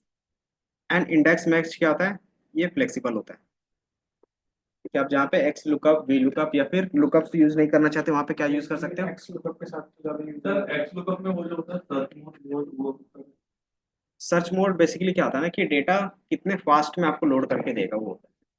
कि फॉर एग्जांपल आप सर्चिंग कर रहे हो एक लिस्ट में इस तरीके से, ठीक है, इसमें कुछ नंबर होंगे, मान लो 1 है, 5 है, 3 है, 2 है, 8 है और 10 है। अगर मुझे 10 को फाइंड करना है तो आपको लगता है किधर किधर से स्टार्ट करेंगे तो जल्दी मिल जाएगा। तो आप क्या कर सकते हो, जो भी सर्चिंग कर रहे हो नीचे से कर रहे हो। दूसरा हम लोग क्या करेंगे, ऊपर से भी कर सकते हो। बट सर टाइम तो सेम ही देता है। और भी चीज़ें होंगी। ये हमारा क्या हो गया, एक बेसिक एल्गोरिदम हो गया। दूसरा चीज़, अगर हम डेटा को सॉर्ट कर दें 1 2 3 5 8 और 10, अब इसके बेस पे सर्च करें तो हमें पता चलेगा अगर मैं 8 लेता हूँ तो मेरा बेनिफिट किधर से होगा सर्च करना। कि मान लो अगर 8 यहाँ पे बिना सॉर्टिंग में यहाँ रहता, अगर हम लोग सॉर्टिंग कर रहे हैं तो यहाँ पे मिलता, तो हमें फिक्स पता चल जाता है जब हम लोग ऑर्डर में रखते हैं तो, है ना। अगर इसी को मैं क्या करता हूँ, बाइनरी के बेस पे काम करता हूँ। बाइनरी का मतलब क्या था कि जो भी आपके पास डेटा है क्या करो, डिवाइड कर दो 20 से इक्वली। तो जैसे मैंने इसको इक्वली यहाँ से डिवाइड कर दिया, तो आप बता सकते हो जो हमारा हमें सर्च करना है 8 को, तो किधर मिलेगा, नीचे वाले में। तो हमारा कितना टाइम बचेगा, ये 3 बच जाएगा। क्यों, क्योंकि हमने ये 3 टाइम्स फिर सर्च नहीं करने, कि हमें पता है इसके नीचे में ही मिलेगा। फिर अगेन क्या करेंगे, इसको मिडिल पार्ट से डिवाइड करेंगे, तो हमारा मिडिल में क्या 8 है, तो हमें पता है कि ये 8 = 8 है, तो क्या है मिल गया। तो यहीं पे क्या करेंगे, वैल्यू ला के दिखा देंगे। तो हमें कितने टाइम्स में ही मिल गया, 2 टाइम्स में ही मिल गया, है ना। तो इसमें टाइम कम लग रहा है बस, तो वो टाइम कॉम्प्लेक्सिटी के लिए होता है। मैच मोड भी होता है। मैच मोड, मैच मोड 0 और 1 होता है। वो बेसिकली बताता है ना कि जो आपका डेटा है सॉर्टेड में है तो 1 रखो, अगर सॉर्टेड में नहीं तो 0 रखो। क्योंकि अगर सॉर्टेड में तो क्या कर सकते हो, सीक्वेंस में जा सकते हो। अगर सॉर्टेड नहीं तो क्या करेगा, पूरा डेटा सर्च करना ही पड़ेगा आपको। तो ये रहता है। अगर 1 रखते हो ना तो क्या करता है, बाय डिफॉल्ट स्टार्टिंग से एंडिंग सॉर्टिंग में सर्च करते हुए जाता है। तो ये सॉर्टिंग एल्गोरिदम होते हैं। पहला आपके पास क्या होगा, नॉर्मल सर्च, जिसको स्टार्टिंग से एंडिंग करते हैं। दूसरा होता है बाइनरी सर्च। दो सर्चिंग के मेथड होते हैं, बाय डिफॉल्ट बाइनरी सर्च रहेगा, या फिर आपके पास क्या रहेगा, नॉर्मल सर्च। नॉर्मल में भी क्या रहेंगे, या स्टार्टिंग से करना चाहते हैं या एंडिंग से। बाइनरी में क्या था कि जितना भी डेटा होगा उसको पहले सॉर्ट करेगा, सॉर्ट करने के बाद मिडिल से करेगा डिवाइड करेगा। तो डिवाइड करने को या तो डेटा नीचे आएगा सर्च वाला, या तो ऊपर रहेगा, है ना। तो यहीं से हमारा क्या होगा, 50% टाइम बच जाएगा। तो हमारा क्या होता है, 50% फिर बच जाता है। देन अगेन क्या करेगा, जो डेटा उसके पास आया उसको क्या करेगा, फिर से मिडिल पार्ट से डिवाइड करेगा। फिर अगेन 50% टाइम बच गया, कि या तो ऊपर होगा डेटा या तो नीचे होगा। तो हमें ऊपर सर्च नहीं करने की जरूरत है, अगर नीचे है तो नीचे वाले को फिर से क्या करेंगे, लेंगे। तो इस तरीके से कब तक जाएगा, 50-50% कम करता जाएगा। डेटा अगर ऑड में हो ऑड में तो क्या करेंगे, मिडिल वैल्यू को ही लेंगे ना बार बार। जैसे हमारे पास 8 था, 3 था, और मान लो 8, 10 और 12 है। तो ये हमारा क्या हो गया, ऑड में हो गया। तो बाय डिफॉल्ट मिडिल वैल्यू क्या है, 10 है। तो ये हमारा क्या होगा, सर्चिंग वैल्यू होगा। तो बाय डिफॉल्ट ये हमारा जो एरे है ना, ये क्या होता है, रिड्यूस होते रहता है। कब तक, जब तक हमारा जो मिडिल वैल्यू है हमारे वैल्यू से मैच ना कर जाए। क्योंकि एट द एंड हमें क्या कर रहे हैं, सॉर्ट करते हुए जा रहे हैं। अब इसको सॉर्ट करोगे तो क्या होगा, मान लो 12 है, कि हमने जो सर्च करना है वो 12 है, इसमें से मिला, मिडिल में नहीं है ना, तो इसको क्या करेंगे, जो हमारा 12 है या तो 10 से कम होगा या तो फिर ज़्यादा होगा। तो बाय डिफॉल्ट क्या होगा, ज़्यादा होगा। तो वो क्या करेगा, ऊपर वाले को डिस्कार्ड कर देगा, और सिर्फ क्या करेगा, नीचे। अब नीचे कितने वैल्यूज बचे हैं, एक बचा है। यही हमारा क्या बन जाएगा, अभी करंट टाइम के लिए मिडिल वैल्यू बन जाएगा। तो अब देखेगा ये मिडिल वैल्यू और ये वैल्यू बराबर है, अगर है तो यही क्या करेगा, सर्च करके बता देगा कि हाँ ये वैल्यू प्रेजेंटेड है। तो ये हमारा क्या होता है, बाइनरी सर्च होता है। कि आप क्या करो, सिर्फ 2 पार्ट्स में डिवाइड कर रहे हो। इसके अलावा और भी चीज़ें थी, लुकअप्स, डेटा वैलिडेशंस पढ़ा होगा, ड्रॉप डाउन लिस्ट कैसे क्रिएट करते हैं, डेटा वैलिडेशंस कैसे लगाते हैं, पिवट टेबल में क्या करते थे हम लोग। ड्रॉप डाउन कैसे तो आपका लिस्ट ड्रॉप डाउन में आपके पास लिस्ट में आएगा, आपके पास वैल्यू है ना। अच्छा टाइम हो गया, मान लो ये हमारे पास क्या वैल्यू है, इसका ड्रॉप डाउन बनाना है। तो क्या करोगे आप, डेटा, डेटा वैलिडेशंस, ये डेटा वैलिडेशंस पे क्रिएट करोगे, तो यहाँ पे लिस्ट आ रहा है, आप इसमें से क्लिक करते हो। डेटा सोर्स क्या करोगे, सेलेक्ट कर लोगे। ये हमारा डेटा सोर्स था, ये हमारा सोर्स, इसको क्या करोगे, क्लिक करोगे। तो पहले हम कोई खाली स्पेस ले लेते हैं, देन इसमें क्या करेंगे, लिस्ट क्रिएट कर लेंगे। लिस्ट में कौन सा वैल्यू रहेगा जो हम लोग सेलेक्ट कर रहे हैं, देन ओके पे क्लिक करें। अब इसमें से क्या करोगे, ड्रॉप डाउन बन गया। हाँ, ड्रॉप डाउन तो ये आपका ड्रॉप डाउन मेन्यू बन गया।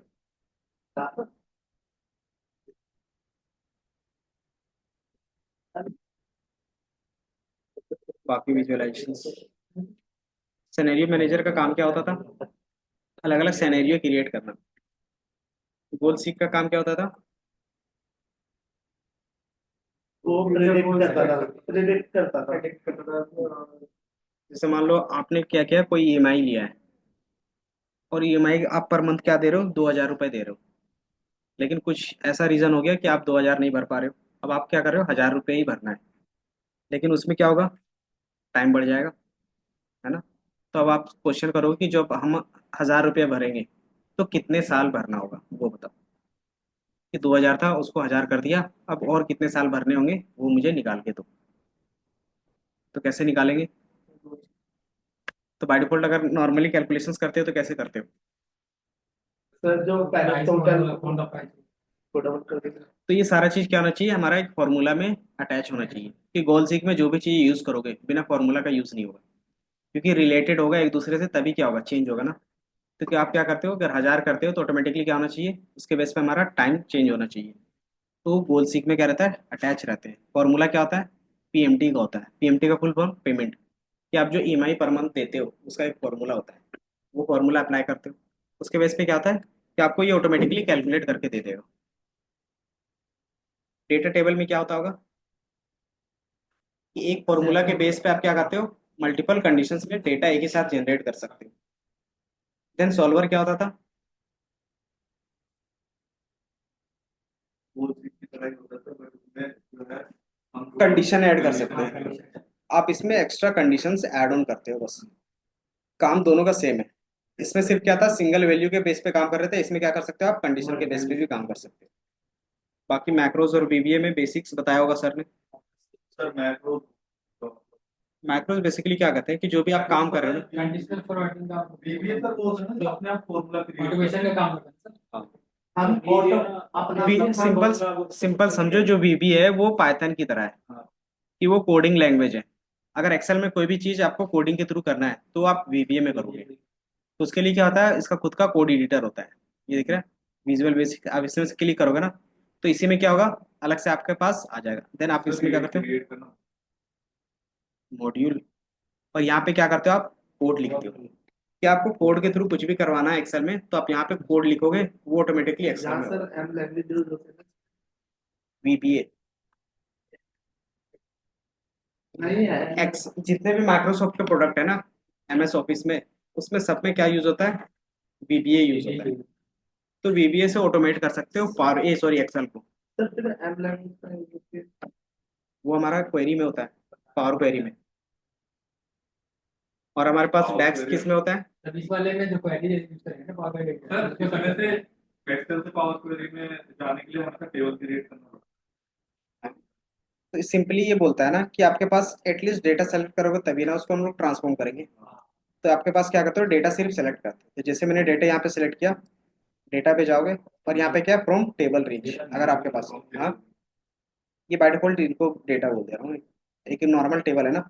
आप यहाँ से क्लिक करोगे ना तो डायरेक्टली ये ओपन कर देगा। अगर डेटा सेलेक्ट नहीं रहेगा तो क्या आएगा, इनपटी आएगा आपके पास बस। तो ये आपके पास ओपन हो जाएगा। बाकी एआई इंटीग्रेट करना बताया होगा इसमें भी। एडिंग तो भी ऐसा है। Add-ins में जाते सिंपली एडिंग्स पे क्लिक करते हो और जो भी आपको एआई टूल्स यूज करना है क्लिक कर लेते हो। बाय डिफॉल्ट पहले तो फ्री था। यहाँ पे एरर लोडिंग कौन सा वर्जन है एक्सेल का, हो जाना चाहिए। लॉगिन है अकाउंट, हाँ अभी किया पहले काम माइक्रोसॉफ्ट ऑफिस ओपन हो रहा है, एमएस ऑफिस ओपन हो रहा है उसका।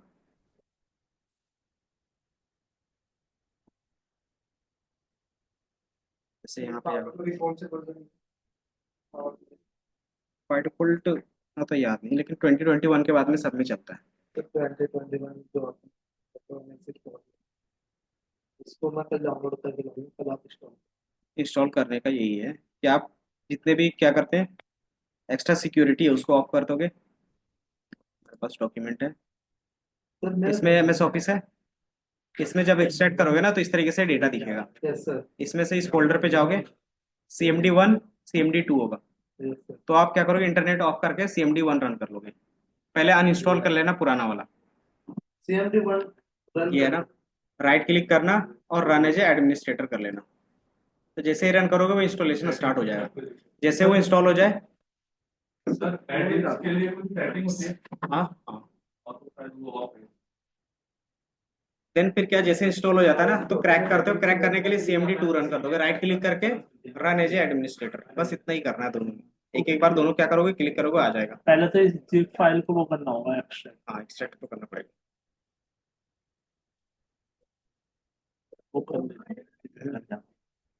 बाकी बाकी चीजें तो पता होंगी। एक्स्ट्रा सिक्योरिटी में क्या क्या ऑफ करना होता है? जो आपके पास रियल टाइम एनालिसिस होता है उसको ऑफ कर दोगे, फायरवॉल ऑफ कर दोगे, 365 का अगर कोई सिक्योरिटी लिए हो उसको ऑफ कर दोगे। बाकी एसक्यूएल में डीडी, डीडीएल, डीएमएल, डीक्यूएल, टीसीएल ये सारा पता है।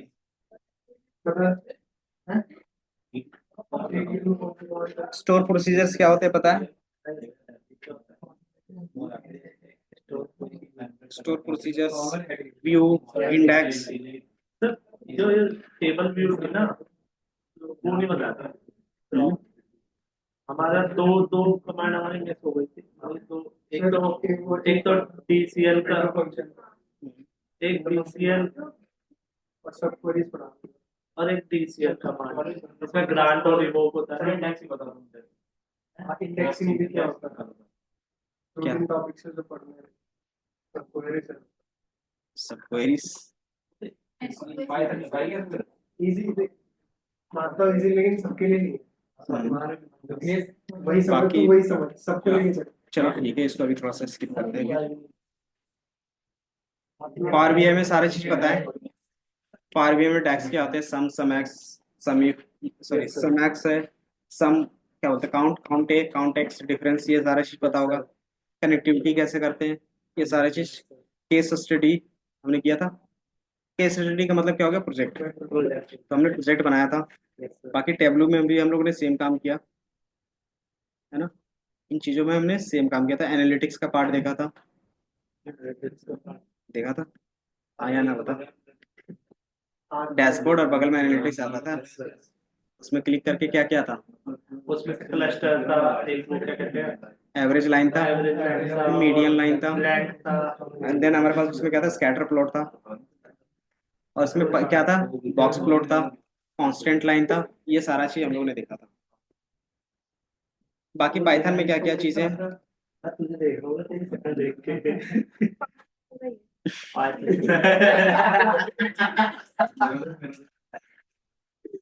सर आप पाइथन पढ़ाओ, एसक्यूएल तो एसक्यूएल एसक्यूएल सर एक बार बता दो। पहले प्रेजेंटेशन दे दो पहले। प्रेजेंटेशंस क्लास कितनी क्लासेस होती है अभी मतलब क्लास? लास्ट है अरे हमारे अरे टॉपिक की नहीं कर रहा हूँ, ओवरऑल कर रहा हूँ ऐसे। कभी 3 कभी 4। अभी मतलब आज अभी 3 है। इसके बाद अभी एक और बैच है। नहीं, ये लास्ट है हमारा साल इसीलिए 12 से इसलिए कभी कभी 5:30 बज जाते हैं ना। 12 से 2 फिर इससे पहले वाला कौन सा? 10 से 12। उससे 12 क्या? चलो ठीक है। बाकी एक बार मैं देख लेता हूँ पाइथन में कहाँ तक आता है आप लोग को, फिर उसके बाद बाकी एसक्यूएल का एक बार देख लेंगे कभी एक्स्ट्रा क्लास पे। हेलो प्रिंट करना आता है? सारा चीज इंस्टॉल है। कोडिंग सबसे पहले कहाँ कहाँ पे करते थे? कौन कौन सा टूल यूज करते हैं कोडिंग के लिए? तो कोडिंग के लिए हमारे पास क्या क्या चीजें होनी चाहिए? और मतलब कोडिंग कैसे करें?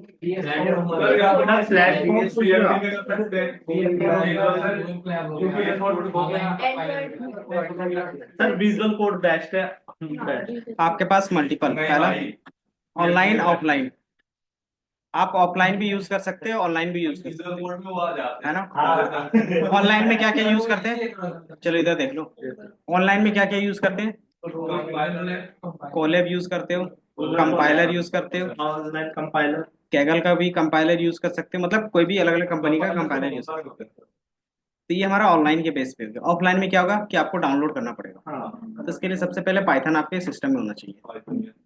तो पाइथन बाय डिफॉल्ट आप क्या करते हैं? इसको ऑफिशियल साइट से डाउनलोड कर लेते हो। दूसरा हमारे पास क्या होता है? एडिटर्स, कि इसको क्या कर सकते हो आप? नॉर्मली कहाँ कहाँ एडिट कर सकते हो कोड को। पहला आपके पास नोटपैड होगा, इसमें कोई भी कोडिंग कर सकते हो। दूसरा हमारे पास क्या होगा? VS कोड में कर सकते हो, तीसरा CMD में कर सकते हो। ये तीन ऑप्शंस रहेंगे। ठीक है, तभी बाय डिफॉल्ट हम लोग क्या करें, कोई कंपाइलर या गूगल कोलैब को ही ओपन कर लेते हैं। कोलैब डॉट न्यू, ये क्या करेगा, न्यू कोलैब का फाइल आपको ओपन करके दे देगा।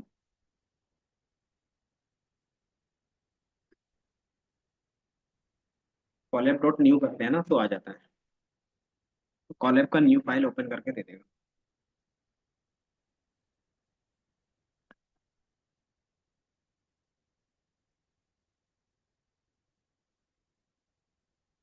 पाइथन में जो सबसे पहले स्टार्ट करते थे क्या रहता था, हेलो वर्ल्ड प्रिंट का, कि वैल्यू इसमें कैसे प्रिंट होता है। तो हमारे पास फंक्शंस होते हैं, फंक्शंस क्या होते हैं वो पता है पहले से आपको, हर एक चीज में आपको फंक्शंस। इसमें आप क्या करते हो, डबल स्ट्रिंग में कोई भी वैल्यू पास करोगे वो क्या होगा, प्रिंट होकर आपको दिख जाएगा। यही कर रहे थे, हेलो वर्ल्ड ना हो गया। Yes sir.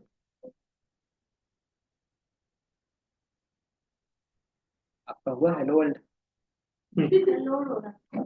इसमें भी इसमें भी टाइम लगेगा। पेन लगेगा। तो विदाउट टाइम VS कोड आप ओपन कर लो। VS कोड में भी क्या होता है, आप डायरेक्टली नोटबुक चला सकते हो। तो VS कोड में चलाने के लिए हमें क्या करना होगा, फाइल, न्यू फाइल, यहाँ पे दिख रहा होगा जुपिटर नोटबुक दिख रहा है, आप यहाँ पे इसको क्लिक करोगे तो ये आपको क्या होगा, ओपन हो जाएगा। File, new, Jupyter notebook, process slow है। तो ये आ गया। बेसिकली थीम क्या है, ब्लैक है इसलिए ब्लैक स्क्रीन दिख रहा है, यहाँ पे क्या है, व्हाइट थीम है तो आपको व्हाइट दिख रहा है। बाकी दोनों का इंटरफेस सेम है अगर देखोगे तो। यहाँ पे कोड है, मार्कडाउन है, रन होल है, आउटलाइन है, तो यहाँ पे भी सेम चीज़ें हैं। फाइल है, सॉरी यहाँ पे क्या है, कोड है और टेक्स्ट है, और बाकी चीज़ें ऊपर में है। और यहाँ पे क्या कर सकते हो आप, शिफ्ट एंटर क्लिक करते हो तो सेम चीज़ें यहाँ पे प्रिंट हो रही है। इसी को कॉपी पेस्ट करके क्या करेंगे, लोकल में रन करेंगे तो यहाँ पे शिफ्ट एंटर।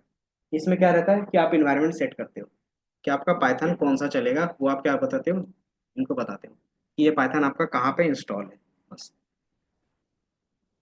सर इसमें वो आ गया को पायलट। कहाँ पे है, कोपायलट तो इंस्टॉल ही नहीं है, तो ये थोड़ा सा कनेक्टिंग में टाइम लेगा, क्योंकि पाइथन हमारा कहाँ पे कनेक्टेड, पहले कनेक्ट लेने में थोड़ा सा टाइम लगता है, बाकी फिर क्या होगा, ऑटोमेटिकली रन होगा। देन हमारे पास सेकंड ऑप्शन क्या होता था, वेरिएबल। वेरिएबल्स क्या होते थे, सर होल्ड करने के लिए। तो ये कंटेनर की तरह होता है। तो अगर ए में कुछ भी असाइन करेंगे, मान लो कि हमने 5 लिखा, अब इस 5 को दोबारा कहीं पे यूज करना है तो कर सकते हैं। यस सर, इसमें नहीं कर सकते। तो इसे क्या करना होगा, कहीं ना कहीं स्टोर करवाना पड़ेगा। तो इसको स्टोर करवाने के लिए वेरिएबल बनाते हैं, इक्वल टू 5। अब ए को जहाँ कॉल करोगे तो ये क्या होगा, कॉल होगा। एंड देन प्रिंट के अंदर जो डबल कोटेशन के अंदर लिखते हो उसको क्या कर सकते हो आप, इसको पास करोगे एज अ वेरिएबल नेम, तो क्या होगा, उसके साथ वैल्यू कॉल हो जाएगा, है ना, इतना तो पता है। देन वेरिएबल डिफाइन करने के लिए हमारे पास क्या होते थे, 4 या फिर 5 रूल्स होते थे। क्या क्या होता था, नंबर से स्टार्ट। कि जैसे मैंने ए लिखा है तो A1 बोल सकते हैं इक्वल टू 5, ये 6 कर सकते हैं, लेकिन 1A नहीं होगा। इक्वल टू 6 ये क्या होगा, नहीं हो पाएगा। प्री डिफाइंड नेम है उसमें वो से बेसिकली बोल सकते हैं कीवर्ड्स, जो पाइथन में क्या है पहले से डिफाइन है। पाइथन पाइथन क्या करता है, हर एक काम को करने के लिए कुछ कीवर्ड्स रिजर्व रखता है। कि जैसे मैंने बोला इफ, पाइथन में इफ का क्या मीनिंग होता है कि ये कंडीशन ही यूज करेगा, इसके अलावा कुछ नहीं करेगा। अगर इफ में कोई भी चीज असाइन करते हो वो एरर बताएगा, वो बोलेगा कोई भी कीवर्ड है वो आप यूज नहीं कर सकते, तो बाय डिफॉल्ट ये सिंटैक्स एरर जाएगा। तीसरा हमारे पास क्या होगा, स्पेशल कैरेक्टर, जैसे लाइक एक्यूरेट @, मॉड्यूलर या फिर स्पेस। अगर आप इसमें कुछ यूज करते हो तो ये एरर देगा। स्पेस से भी नहीं होगा। एंड देन आप कोई यूजफुल नेम यूज कर रहे हो, जैसे फुल नेम, तो ये क्या है कि आपके डेटा के लिए सही है कि फुल नेम हम लोग इसमें स्टोर करना चाह रहे थे इसलिए मैंने लिखा। ये हमने फुल नेम स्टोर किया है इसलिए लिखा है, लेकिन फिर ये क्या बता रहा है, ये आपके पास एरर दे रहा है। एरर कहाँ पे है, कैसे पता चलता है? स्पेस काउंट बेसिकली आपको ये एरर पढ़ना आना होगा। पाइथन में अगर एरर नहीं पढ़ पा रहे हो इसका मतलब क्या है कि आप पाइथन सही से नहीं सीख रहे हो। तो यहाँ पे क्या बता रहा है कि ये नेम है ना, उसमें एक एरर है। वो कौन सा एरर है? सिंटैक्स एरर है। सिंटैक्स एरर क्यों बता रहा है? क्योंकि ये अलग वेरिएबल समझ रहा है और ये अलग वेरिएबल है। तो ये पहले वेरिएबल में ये वैल्यू असाइन कर रहा है, लेकिन दूसरे में क्या असाइन कर रहे हैं वो उसको नहीं पता चल रहा है। तो या तो दो वैल्यू असाइन करो कॉमा लगा के, या तो क्या करो, दोनों को वन रिप्रेजेंट करो। तो दो तरीका होगा दोनों को एक साथ लिखने का। कॉमा लगा के करते तो हो जाए। हाँ, तो पहला हम लोग क्या कर सकते थे, इसमें अंडरस्कोर लगा सकते थे, तो इसके बेस पे हो सकता था। दूसरा क्या कर सकते हो कि जो स्पेस था इसको हटा सकते हो। दोनों में से कोई भी सर यूज कॉमा कर लगा सकते के। हो। तो जब भी आप क्या करते हो इसमें कॉमा लगाते हो, ये हमारे पास दो वेरिएबल है और इसमें क्या करते हो कॉमा, और इसमें कुमार। अच्छा इसमें भी लगा ना, तो इसमें भी आपको कॉमा लगेगा। ये आ गया। तो फुल में हमारा क्या हो गया, राजकुमार स्टोर है, और नेम में क्या स्टोर है, सिर्फ कुमार स्टोर है। तो ये हो गया मल्टी वैल्यू असाइन, कि एक साथ मल्टीपल वैल्यू कॉमा के बेस पे क्या करते हैं, असाइन कर सकते हैं। तो इसीलिए वो क्या हो रहा था, कंपाइलर कंफ्यूज होता है, इसलिए सिंटैक्स एरर होता है। तो ये चार रूल्स आपको याद रखने हैं। और जब भी आप कोई भी नेम यूज करते हो एज ए वेरिएबल, तो वो क्या होना चाहिए, मीनिंगफुल होना चाहिए। मीनिंगलेस वेरिएबल कभी भी हम लोग यूज नहीं करेंगे। क्यों? बाद में जाके हाँ, बाद में जाके प्रॉब्लम होता है, या फिर कोई नया यूजर आएगा तो उसको नहीं समझ में आएगा डेवलपर को। तो वो चीजें क्या करते हैं, डिफाइन करते हैं। तो ये हमारा वेरिएबल के बेस पे आ गया। देन सेकंड आता है हमारे पास लिटरल्स। लिटरल्स क्या होते थे?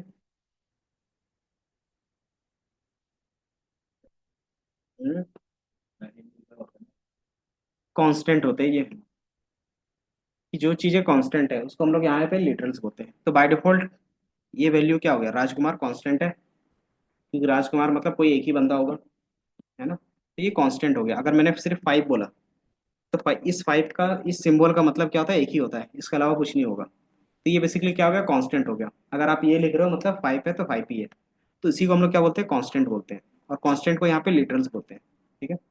और हमारे पास कितने टाइप्स के लिटरल्स हो जाएंगे फिर?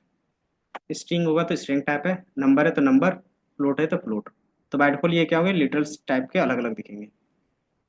अगर आपको यहाँ पे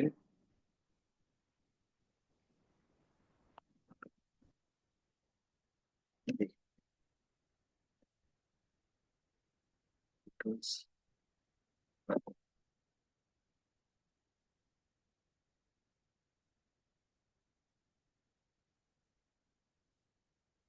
तो ये दिख रहा है कि जो भी चीज़ें आप डिफाइन करते हैं, जैसे हेलो वर्ल्ड डिफाइन कर दिया, 12 13 सी, ये सारा चीज़ हमारा क्या कहलाएगा, पाइथन लिटरल्स कहलाएंगे। अगर नंबर है तो न्यूमेरिकल लिटरल्स। तो न्यूमेरिकल में इंटीजर कब होगा, जब आप क्या करते हो, होल नंबर लिखते हो। अगर ये फ्लोटिंग है कब, जब आप पॉइंट में लिखते हो। अगर कॉम्प्लेक्स कब है, जब आप ए प्लस बी जे के फॉर्म में लिखते हो। कॉम्प्लेक्स नंबर का फॉर्मेट क्या होता है पता है ना? हाँ, आई और जे के फॉर्म में होता है। कि बाय डिफॉल्ट अगर मैथ में जाते हैं ना, तो एक टाइम के बाद ना, कि हम लोग नंबर को इमेजिन नहीं कर पाते। तो जहाँ पे इमेजिन नहीं कर पाते, मान लो 3 है, 3 के अलावा हमने कुछ ऐसा नंबर लिया है जिसको इमेजिन नहीं कर पा रहे, तो उसके लिए यहाँ पे क्या करते हैं कि 4, या फिर जो भी नंबर होगा 5 जे लिख देते हैं। तो जे का बेसिकली मीनिंग होता है ये इमेजिनरी नंबर है, कि हम लोग को ये पता नहीं है, बट हम लोग एक मान के चल रहे हैं, कुछ भी हो सकता है। इसको 5J बोल सकते हैं, क्योंकि ये मैथ का क्या है, डेटा टाइप है। तो ये हमारा कॉम्प्लेक्स लिटरल्स हो गए। आई मतलब टीचर। नहीं, यहाँ पे ये जे है। जे का मतलब होता है कॉम्प्लेक्स नंबर। ये फॉर्मेट होता है, हर एक चीज़ का फॉर्मेट होता है ना, उसी तरीके से कॉम्प्लेक्स नंबर का फॉर्मेट होता है। ये दिख रहा है कि कॉम्प्लेक्स नंबर का जो भी होगा आप जे डिफाइन करते हो बस, तो ये कॉम्प्लेक्स नंबर बन जाता है। देन स्ट्रिंग लिटरल्स में क्या होगा, डबल कोटेशंस के अंदर, है ना। तो ये लिटरल्स हो गए। इतना समझ में आ गया लिटरल्स क्या होते हैं, कि बेसिकली आपके पास जो भी कांस्टेंट वैल्यू होंगे। इसके बाद हमारे पास ये लिटरल्स यूज कर रहे थे। थर्ड टॉपिक्स हमारे पास क्या होगा, वेरिएबल हमने डिफाइन किया, डेटा टाइप्स। तो डेटा टाइप्स टू टाइप के होंगे, प्रिमिटिव, नॉन प्रिमिटिव। प्रिमिटिव का मतलब होता है जो क्या है, प्री डिफाइन है, जिसको आप डिफाइन नहीं करते। और नॉन प्रिमिटिव का मतलब क्या हो गया, या तो डेवलपर डिफाइन करके देगा या तो यूजर खुद डिफाइन करेगा। तो प्रिमिटिव में क्या क्या आएंगे, जैसे आप इंट नहीं डिफाइन कर सकते खुद से, ये बाय डिफॉल्ट क्या आता है, प्रीडिफाइंड होता है। फ्लोट और स्ट्रिंग और क्या रहेगा, Boolean, बुलियन। ये हमारे चार होते हैं। ये क्या होगा कि आप खुद डिफाइन नहीं करते, ये ऑटोमेटिकली डिफाइन होता है नेचर में, या फिर आप यहाँ पे क्या करते हो, डेटा टाइप लिंक पे बना। सर लिटरल बता दो एक बार। लिटरल का मतलब हो गया कोई भी कांस्टेंट वैल्यू बस। कांस्टेंट वैल्यू मतलब जैसे हेलो वर्ल्ड लिखा है तो ये कांस्टेंट है, मतलब ये चेंज नहीं होगा। अगर चेंज होगा तो वो क्या हो गया, दूसरा वेरिएबल वैल्यू हो गया। तो हेलो वर्ल्ड की जगह पे हेलो इंडिया बोल देंगे तो क्या होगा, वो अलग वैल्यू हो गया, और हेलो वर्ल्ड अलग वैल्यू है। तो क्या है, दोनों अलग अलग वैल्यू हो गए, तो क्या हो गया, ये एक को कांस्टेंट बोलते हैं कि एक टाइम में एक ही चीज होगा, है ना, उसी को कांस्टेंट बोलते हैं, और यहाँ पे उसको लिटरल बोल देते हैं।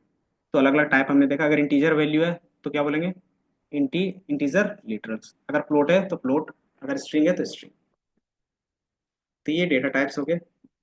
नॉन प्रिमिटिव में क्या आएगा, प्रिमिटिव वो आ जाएगा, क्या कहते हैं, लिस्ट आ जाएगी।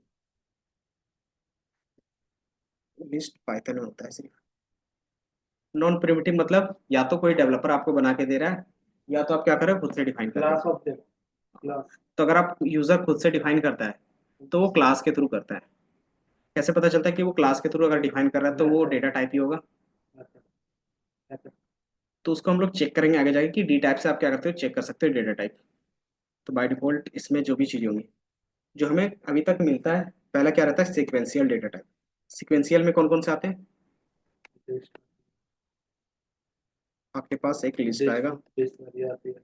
लिस्ट, टपल, सेट, ये तीन आएंगे। अगर बोलोगे तो फ्रोजन सेट भी आएंगे। सेट की तरह होता है, लेकिन क्या होता है, इम्यूटेबल होता है। फ्रोजन सेट, इस सेट क्या होता है, म्यूटेबल होता है। मैपिंग में आपके पास डिक्शनरी आएगा। तो ये क्या है, नॉन प्रिमिटिव है पाइथन के लिए। ये दो चीजें, अगर यूजर डिफाइन करना चाहे तो क्या कर सकता है, यूजर डिफाइन, तो वो करेगा क्लास के थ्रू।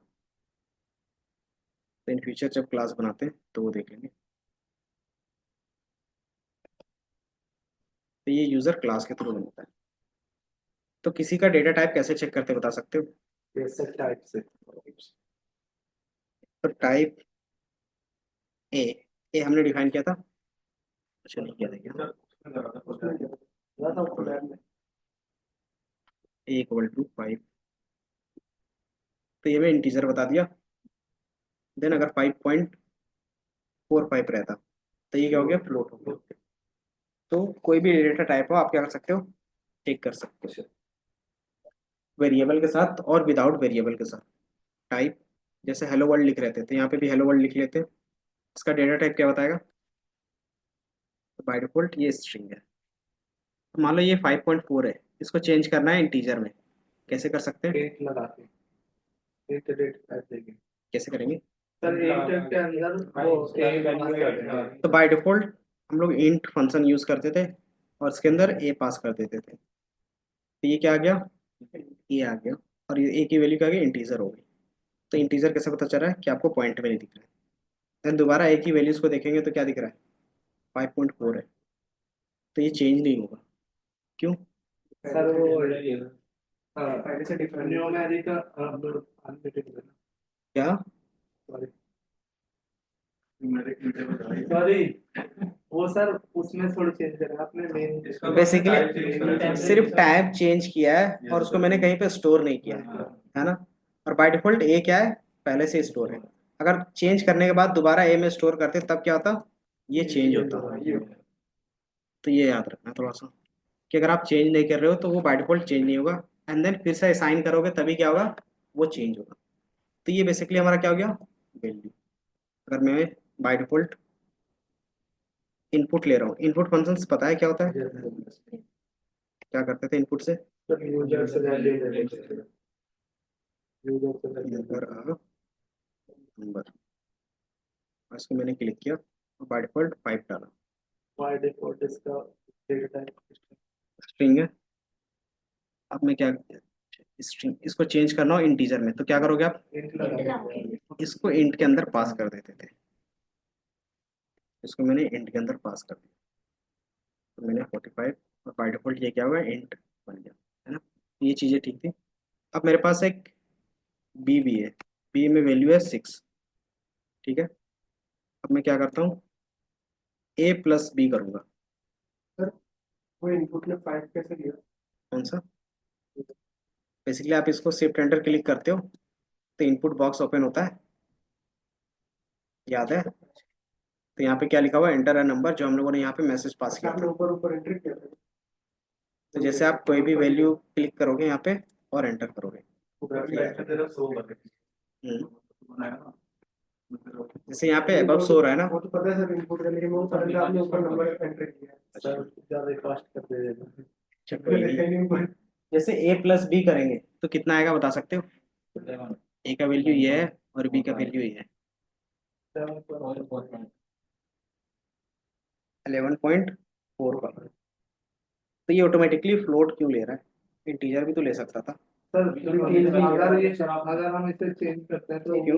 वैल्यू लॉस हो जाएगी ना। ए की वैल्यू कितनी थी, तो 5.45 था। ये हमारा क्या फ्लोट है ना। बी हमारा क्या है, 6 है। इसका डेटा टाइप चेक करोगे तो इंट है, एंड देन दोनों को प्लस किया तो हमारा क्या आ रहा है, फ्लोट में आ रहा है। ये दोनों का रिजल्टेंट हमें फ्लोट में आ रहा है, ऐसा क्यों, इंटीजर में क्यों नहीं आ रहा। सर क्योंकि उसकी वैल्यू फ्लोट में आएगी ना, प्लस होके इंटीजर में आएगी सर। ऐड होगा तो तो ऐसा क्यों होगा, सर उसमें चेंज नहीं करना फ्लोट वाली वैल्यू। नहीं सर इसका नेचर ही ऐसा है, पाइथन का नेचर ही ऐसा है। उसका मन है वो तो वो करेगा वैसे। तो बाय डिफॉल्ट ये क्या कर रहा है, ऑटोमेटिकली चेंज कर रहा है। तो ये नेचर है जो है वो किसके हिसाब से है, जो नेचर डिफाइन है पाइथन में, वो किसके हिसाब से डिफाइन है, कि जिसमें हमारा डेटा कम से कम लॉस हो। तो हमारा फ्लोट में कम लॉस होगा या इंटीजर में होगा, सर इंटीजर में लॉस होगा।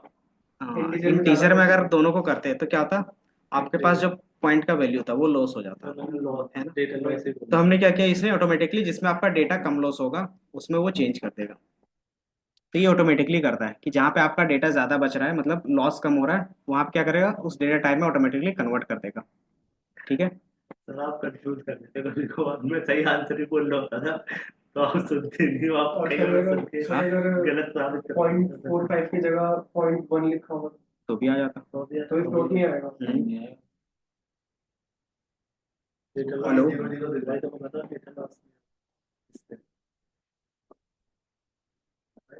हेलो, आ रही है।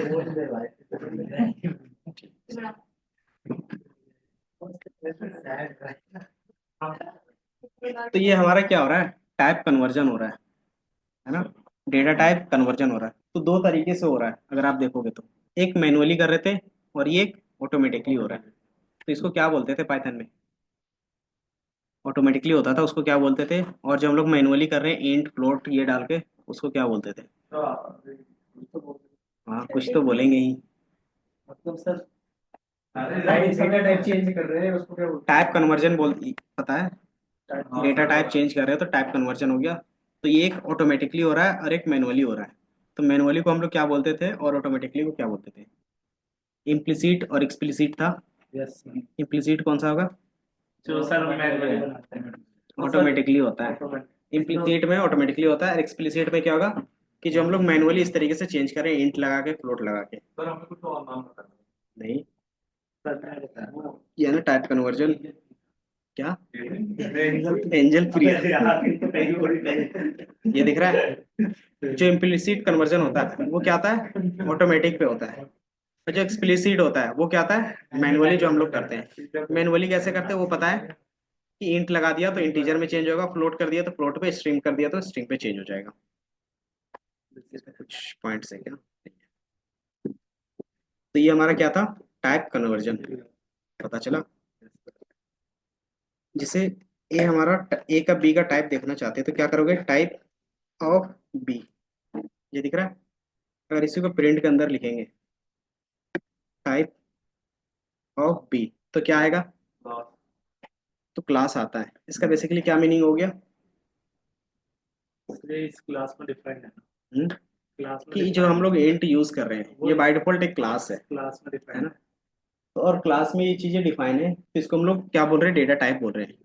तो अगर कोई भी चीज हम लोग क्लास में बनाएंगे तो वो क्या बनेगा, डेटा टाइप। डेटा टाइप ही बनेगा। ये समझ में आया। तो इन फ्यूचर जो भी चीजें आप बनाओगे, जैसे एक लिस्ट था वो मिसलेनियस में चला जाता है, miscellaneous। ए इक्वल टू 4 5 6 7, इसका डेटा टाइप क्या होगा, सर, ये तो इसका पता होगा। List type of a list आ गया। और ये भी हमारा क्या है, सिक्वेंशियल डेटा टाइप है। यस सिक्वेंशियल क्यों बोलते हैं, सर, क्योंकि सीक्वेंस में हमें जैसे इंडेक्स इंडेक्स नंबर के बेस पे कॉल कर सकते हैं, इसलिए इसका सीक्वेंस बोल रहे हैं। और ये हमें क्या दिखा रहा है, लिस्ट क्लास का दिखा रहा है। तो हमने देखा प्रिमिटिव इंट था वो भी क्लास है, नॉन प्रिमिटिव जो लिस्ट है वो भी क्या है, क्लास है। तो इसके अलावा जो हम लोग थर्ड डिफाइन करेंगे अपने हिसाब से मैनुअली, वो भी क्या रहेगा हमारे पास, क्लास रहेगा, और वो भी क्या रहेगा, डेटा टाइप रहेगा। तो बाय डिफॉल्ट जो हम लोग उप का कॉन्सेप्ट बोलते हैं वो हम लोग क्या करते हैं, बेसिकली डेटा टाइप ही डिफाइन करते हैं कि एक डेटा में हमारे पास क्या क्या चीजें होंगी, वो हम लोग क्या करते हैं, क्लास के अंदर डिफाइन करते हैं। तो उसके अंदर मेथड्स भी हो सकते हैं, वेरिएबल भी हो सकते हैं। जैसे लिस्ट का अगर यूज कर रहे हैं तो लिस्ट के कौन कौन से मेथड्स होते हैं, लिस्ट के सर पॉप होता है। पॉप का क्या काम होता है, पॉप ए डॉट वैल्यू पॉप डालता है। की जो लास्ट का वैल्यू होगा वो ऑटोमेटिकली रिमूव करेगा एंड देन प्रिंट कर देगा। तो ये हमारा क्या होता है, लास्ट का जो वैल्यूज था वो क्या कर दिया, डिलीट कर दिया और प्रिंट कर दिया। तो ये हमारा पॉप, तो इसको बेसिकली हम लोग बताते हैं मेथड्स। ये समझ में आया। यस तो ये टाइप कन्वर्जन, ये जहाँ तक चीजें आसान है वहां तक मैं बता देता हूँ आज। इनपुट और आउटपुट पता है, इनपुट कैसे लेते थे, प्रिंट इनपुट से, और आउटपुट कैसे करते थे, प्रिंट के थ्रू। तो यही दो स्टेटमेंट यहाँ पे भी होते हैं। ऑपरेटर्स आपको पहले से पता है कौन कौन से टाइप के ऑपरेटर होते थे, सर, अरिथमेटिक होते हैं, लॉजिकल होते हैं, कंपैरिजन होते हैं। बुलियन ऑपरेटर्स कौन कौन से थे बुलियन में, वो ऑपरेटर्स, वो ऑपरेटर जो डेटा टाइप ऑपरेटर्स में आपके पास ये दिखेंगे। कंपैरिजन है, असाइनमेंट अर्थमेटिक मतलब जो भी आप क्या करते हो, plus minus divide modulus. Modulus में क्या होता था, सर वो रिमाइंडर दे देता था। ए डिवाइडेड बाई 3 या फिर 7 डिवाइडेड बाई 2 करते हैं, इसमें क्या आंसर आएगा, सर इसमें वो देगा, क्या कहते हैं, साइड की वैल्यू। 7 डिवाइडेड बाई 2, इसमें क्या देगा, इंटीजर देगा।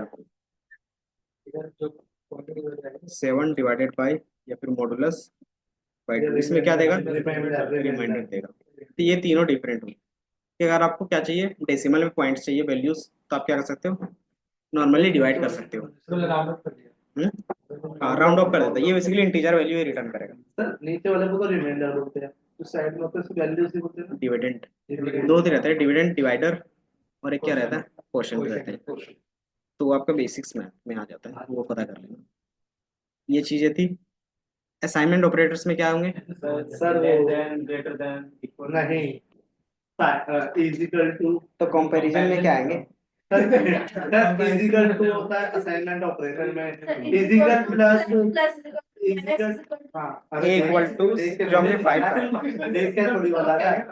ए इक्वल टू अगर 5 कर रहे हैं, इजिकल टू यही हमारा क्या हो गया, असाइनमेंट ऑपरेटर हो गया। क्या आप क्या कर रहे हो, असाइन कर रहे हो वैल्यू, है ना। तो अगर आप इस पे क्या कर सकते हो, कुछ अर्थमेटिक ऑपरेशंस करना चाहते हो सेम वेरिएबल पे, एंड दोबारा क्या करते हो, इसी में स्टोर करवाते हो। तो उसके लिए हमारे पास शॉर्टकट होते हैं। फॉर एग्जांपल ए को हम लोग क्या कर रहे हैं, A+1 कर रहे हैं, या फिर A+2 कर रहे हैं, तो कितना आएगा, 7 आएगा। तो ये हमारा 7 आ गया।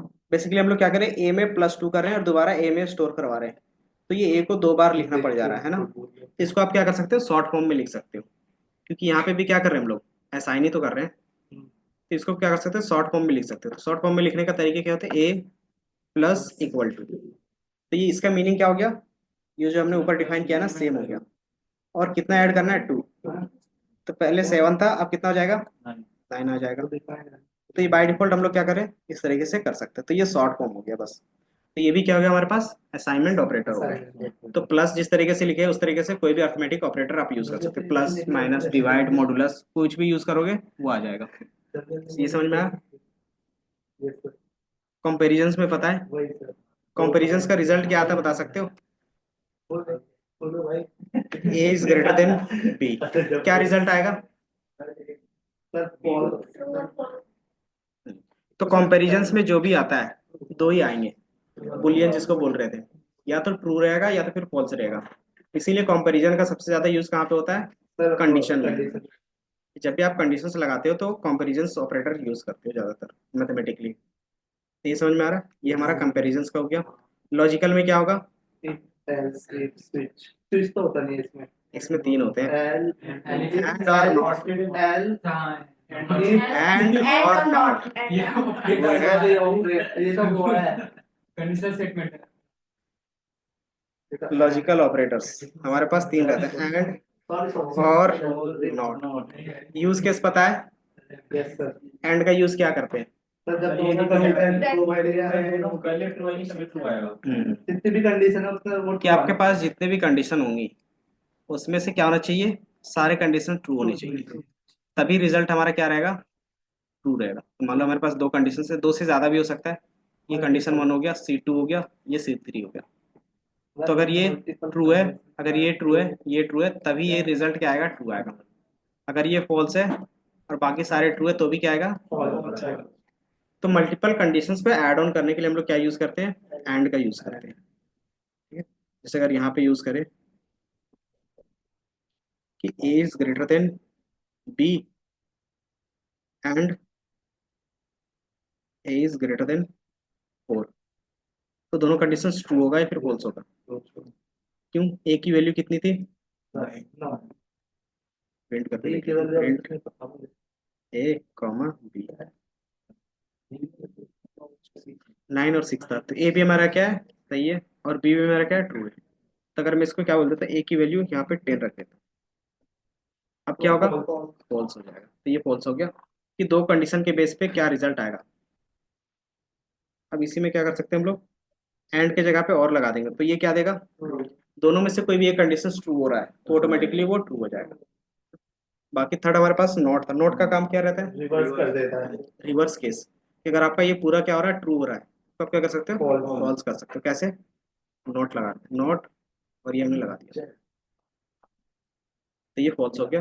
इससे पहले क्या आ रहा था? इससे पहले भी तो फॉल्स था, तो हमें इसको ब्रैकेट में रखना पड़ेगा। अब ये देखो, क्योंकि बाय डिफॉल्ट क्या है, बोर्ड मार्क्स के हिसाब से चलने लगता है ना। तो पहले मुझे ये कंडीशन चेक करवाना है, देन फिर उसके ऊपर नोट लगाना है। तो आप इस तरीके से यूज करते हो। पहले फॉल्स आ रहा था, अब क्या आएगा? ट्रू आ रहा है। तो ये हमारा कौन सा ऑपरेटर हो गया? लॉजिकल। इसी का ज्यादातर यूज करते हैं। बिट वाइज में क्या होता है? सर बिट वाइज नहीं पड़े। जैसे आपके पास जो नंबर है इस फॉर्मेट में ना होके बाइनरी फॉर्मेट में है, तब हम लोग क्या करते हैं? कंडीशंस के लिए ये यूज करते हैं। जैसे लॉजिकल ऑपरेटर में यूज कर रहे थे तो उसमें लॉजिक बिट ऑपरेटर्स यूज करता है। तो सेम होगा, इसमें भी क्या होगा? एंड और नॉट होंगे। कैसे पता चलेगा? अगर आप देखोगे यहाँ पे, और एंड और नॉट हो गया, ये बिट वाइज यहाँ पे दिख रहा है। यहाँ पे सिर्फ अगर ये बिट के बेस पे तो क्या लिख रहे हैं? बिट एंड, बिट और, बिट नॉट। इसमें क्या है कि वहाँ पे कीवर्ड यूज कर रहे थे, यहाँ पे क्या है? सिंबल यूज करना है। अगर आप एंड का ये यूज कर रहे हो तो इसका बेसिकली मीनिंग क्या समझ लेगा ऑटोमेटिकली, कि वो बिटवाइज एंड ऑपरेटर है, और वो बाय डिफॉल्ट किस में काम करने लगेगा? बाइनरी फॉर्मेट में काम करने लगेगा। सर बाइनरी फॉर्मेट जानते हैं जैसे आपको है ना, हाँ, बाइनरी जो बाइनरी कोड है हम्म। ऑपरेटर जानते हैं जिससे काम करते हैं हम ऑपरेटर क्योंकि बेसिकली आप यहाँ पे देखो ना, आप 4 लिख रहे हो तो 4 क्या होगा? पहले बाइनरी में कन्वर्ट होगा, देन कैलकुलेशन करेगा। अब ये क्या है? आपने ऑटोमेटिकली बाइनरी में कन्वर्ट करके चीजें कर रहे हो, ये बाय डिफॉल्ट क्या होगा? थोड़ा सा स्पीड होगा, इसलिए स्पीड अप के लिए ये चीजें यूज होती है। देन इसमें क्या होता है? जोर होता है, राइट शिफ्ट और लेफ्ट शिफ्ट होता है। इसका यूज क्या होता है? लॉजिक बनाने के लिए करते हैं। आगे जाके देखोगे हमारे पास क्या होता है ना, कुछ नंबर को अगर शिफ्ट करते हो तो उससे क्या होता है कि ऑटोमेटिकली लॉजिक भी चेंज हो जाता है। तो इसलिए हमारे पास इसमें राइट शिफ्ट और लेफ्ट शिफ्ट है। देन कुछ स्पेशल ऑपरेटर्स होते हैं, क्या क्या होंगे? आइडेंटिटी होगा पहला, और दूसरा हमारे पास क्या रहता है? Member operator. आइडेंटिटी का मतलब क्या हो गया? कोई बात नहीं। आइडेंटिटी का मतलब होगी कि वो दोनों सेम मेमोरी पे हैं या अलग अलग मेमोरी लोकेशन पे। कि जैसे मैंने ए इक्वल टू 5 रखा था और सी इक्वल टू 5 रखता हूँ, तो दोनों एक मेमोरी पे होंगे या अलग अलग? पक्का? ठीक है। मेमोरी कैसे देखते हैं? आईडी इक्वल टू ए। तो ए की आईडी क्या है? ये मतलब ये मेमोरी में यहाँ पे जाके स्टोर हुआ है। इसी तरीके से आईडी ऑफ बी, दोनों सेम। बी कर दिया, अच्छा सी है ना, ये सी है। सेम है या अलग अलग है? दोनों अलग अलग वेरिएबल पे है। तो पाइथन क्या करता है? मेमोरी ऑप्टिमाइज करता है, ये ऑटोमेटिकली मैनेज करता है, क्योंकि पाइथन ने देख लिया क्या है कि दोनों सेम वैल्यू है। वैल्यू सेम होगी तो सेम। तो एक ही मेमोरी को क्या करता है, वो रेफरेंस पे ले लेता है। ये समझ में? तो ये हमारा सेम हो गया। अगर इसी चीज को क्या करते हैं, सी या फिर डी ले लेते हैं, डी इक्वल टू स्ट्रिंग में 5 रखते हैं, ये भी सेम है बट क्या है, स्ट्रिंग फॉर्मेट में है। अब इसकी आईडी चेक करेंगे तो क्या होगा? अलग। आईडी ऑफ डी, तो ये अलग हो गया। अगर हम लोग इसको चेक करवाएं, ए इक्वल टू सी, तो ये क्या बताएगा? ट्रू। अगर यही चीज हम लोग चेक करते हैं किसके बेस पे, ए इक्वल टू डी, तो ये फॉल्स देगा। लेकिन अगर इसको इंटीजर में चेंज कर दे, अगर इसको इंटीजर में चेंज कर दे तो रिजल्ट सेम देगा, ट्रू आ गया, है ना? लेकिन यही चीज मेमोरी के बेस पे ट्रू होगी? नहीं होगी अभी भी। क्यों? क्योंकि मेमोरी तो अलग ही है ना, कि बाय डिफॉल्ट अगर ए ईज सी बोलते हैं, तो ईज क्या चेक करता है? इधर देख लो क्या हो गया।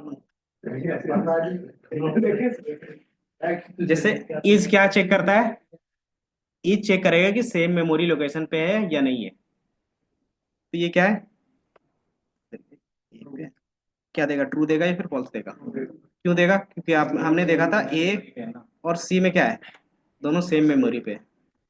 और जैसे ही हम लोग ए और डी करेंगे तो ए इज, अगर इंटीजर में चेंज करके भी करेंगे तो फिर भी ये फॉल्स देगा, कि बेसिकली वो नंबर चेक करने लगता है ना। तो अगर आप डी रखते हो नॉर्मली, तब क्या देगा? ये फॉल्स देगा। तो बेसिकली वो क्या कर रहा है, मेमोरी लोकेशंस पे। तो जैसे आप 5 इंटीजर में चेंज करते हैं ना, तो बताता है वो इंटीजर कहीं भी ना कहीं मेमोरी तो लेगा ना। बेसिकली वो डी में तो नहीं है, लेकिन क्या कर रहे हैं, वो मेमोरी हम लोग कहीं ना कहीं रख रहे हैं। कि अगर मैं एक ई ले लेता हूँ और ई में क्या करता हूँ, जो हमारे पास डी में था उसी का इंटीजर ले लेता हूँ। तो डी कहाँ है हमारे पास, ये। अब इसका हम लोग क्या करेंगे, आईडी ऑफ ई देख लेंगे। इसका आईडी क्या रहेगा, बता सकते हो? तो ये 60 है, 9960 है, तो ये आप देखोगे 996 है। तो अगर मेमोरी लोकेशंस पे काम करना हो तो क्या करते हो, ईज का यूज करते हो, कि दोनों सेम मेमोरी पे है या अलग अलग मेमोरी पे है, तो ईज का यूज कर सकते हो। तो ये हमारा क्या हो गया, यूज केस हो गया। कि अगर वैल्यू सेम भी होगा ना, अगर मेमोरी लोकेशन अलग है, तो ईज के थ्रू क्या बताएगा, फॉल्स बताएगा। तो ये हमारा क्या होता है। और इससे आपको एक और चीज पता चलेगी, पाइथन क्या है, डायनेमिक है। वो ऑटोमेटिकली क्या करता है, मेमोरी ऑप्टिमाइज कर रहा है ना। कि सेम 5 वैल्यू को बार बार अलग वेरिएबल पे ना स्टोर करवा के एक ही पे क्या कर रहा है, बार बार रेफरेंस पास कर रहा है ना। इससे क्या होगा कि आपका मेमोरी बचेगा। इसीलिए हम लोग इसमें मेमोरी मैनेज नहीं करते। तो ये समझ में आया। बाकी हमारे पास एक लिस्ट का भी था। तो जैसे कि हमें कोई पूछ लेता है कि what is the difference between Java या पाइथन या सी प्लस प्लस या पाइथन, तो इसमें क्या बोला? सबसे पहला सिंटेक्स के बेस पे, दूसरा ये कंपाइलर बेस पे, तीसरा आप क्या बोल सकते हो, ये डेटा साइंस के फील्ड पे। कि एआई और डेटा साइंस के फील्ड में हम लोग क्या करते हैं, यूज करते हैं ज़्यादातर पाइथन। क्यों? क्योंकि ये रिच लाइब्रेरी है और इसका सिंटेक्स क्या है, इजी टू यूज है। और चौथा क्या होगा, मेमोरी के बेस पे। पाइथन क्या है, ऑटोमेटिकली मेमोरी ऑप्टिमाइज करता है। लेकिन सी प्लस प्लस क्या है, आपको मेमोरी ऑप्टिमाइज खुद से करना पड़ता है। कि कौन सा डिलीट होगा कौन सा रहेगा, आप खुद से डिफाइन करते हो। ये समझ में आया? मान लो हमारे पास एक लिस्ट है 4, ये 9 है। अब इस लिस्ट में 9 है या नहीं है वो चेक करना है, तो कैसे करते हो? आप यहाँ पे देख के बता सकते हो कि है तो बोलोगे हाँ, नहीं है तो फिर नो। लेकिन ये पाइथन कैसे बताएगा? सर इसमें वो को कैसे कि मान लो मुझे चेक करना है कि 5 है या नहीं है, बताओ कैसे लिखेंगे कि इस लिस्ट के अंदर 5 है या नहीं, ये 5 इसका मेंबर है या नहीं, वो बताना है। इसके लिए हमारे पास इन ऑपरेटर होता है कि 5 इन लिस्ट 2, अगर होगा तो ट्रू देगा, अगर नहीं होगा तो फॉल्स देगा। ये दिख रहा है? अगर है तो ट्रू, अगर मैं क्या करता हूँ 15 कर देता हूँ तो इस लिस्ट में 15 है नहीं है, तो ये क्या देगा? फॉल्स देगा। ये समझो इन ऑपरेटर का यूज। ये सिर्फ चेक करेगा कि वो उसका मेंबर है या नहीं है, एग्जिस्ट करती है। कि उस लिस्ट के अंदर या फिर उस वेरिएबल के अंदर वो वैल्यू है या नहीं है, वो सिर्फ चेक करने के लिए आप क्या यूज करोगे? इन का यूज करोगे। अगर इसी के पहले यहाँ पे नॉट इन लगा दे तो क्या होगा? जस्ट उसका रिवर्स केस, हो जाएगा। तो ये ट्रू हो जाएगा। मतलब जस्ट उसका रिवर्स केस अगर यूज ना करना चाहो तो क्या कर सकते हो? Not in. तो ये दो चीजें आप यहाँ पे देख सकते हो। यही हमारा क्या है? स्पेशल ऑपरेटर्स है। आइडेंटिटी मेमोरी के बेस पे बताता है कि इज और नॉट।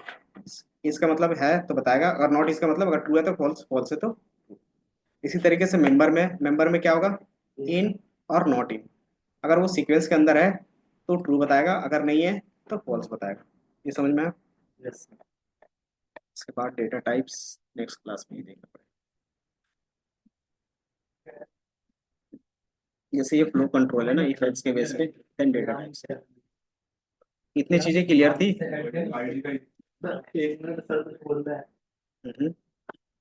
इतना चीज और कौन कौन सी टॉपिक्स जो क्लियर था आपका ये बता दो। सर क्लियर यहाँ तक क्लियर नहीं था? सर पढ़ाया था, क्लियर नहीं था। आप अब अब ठीक है? हाँ क्या हो गया? आधी बात में रुक गए? बोलो बोलो बोल लो, कोई नहीं मारेगा। ये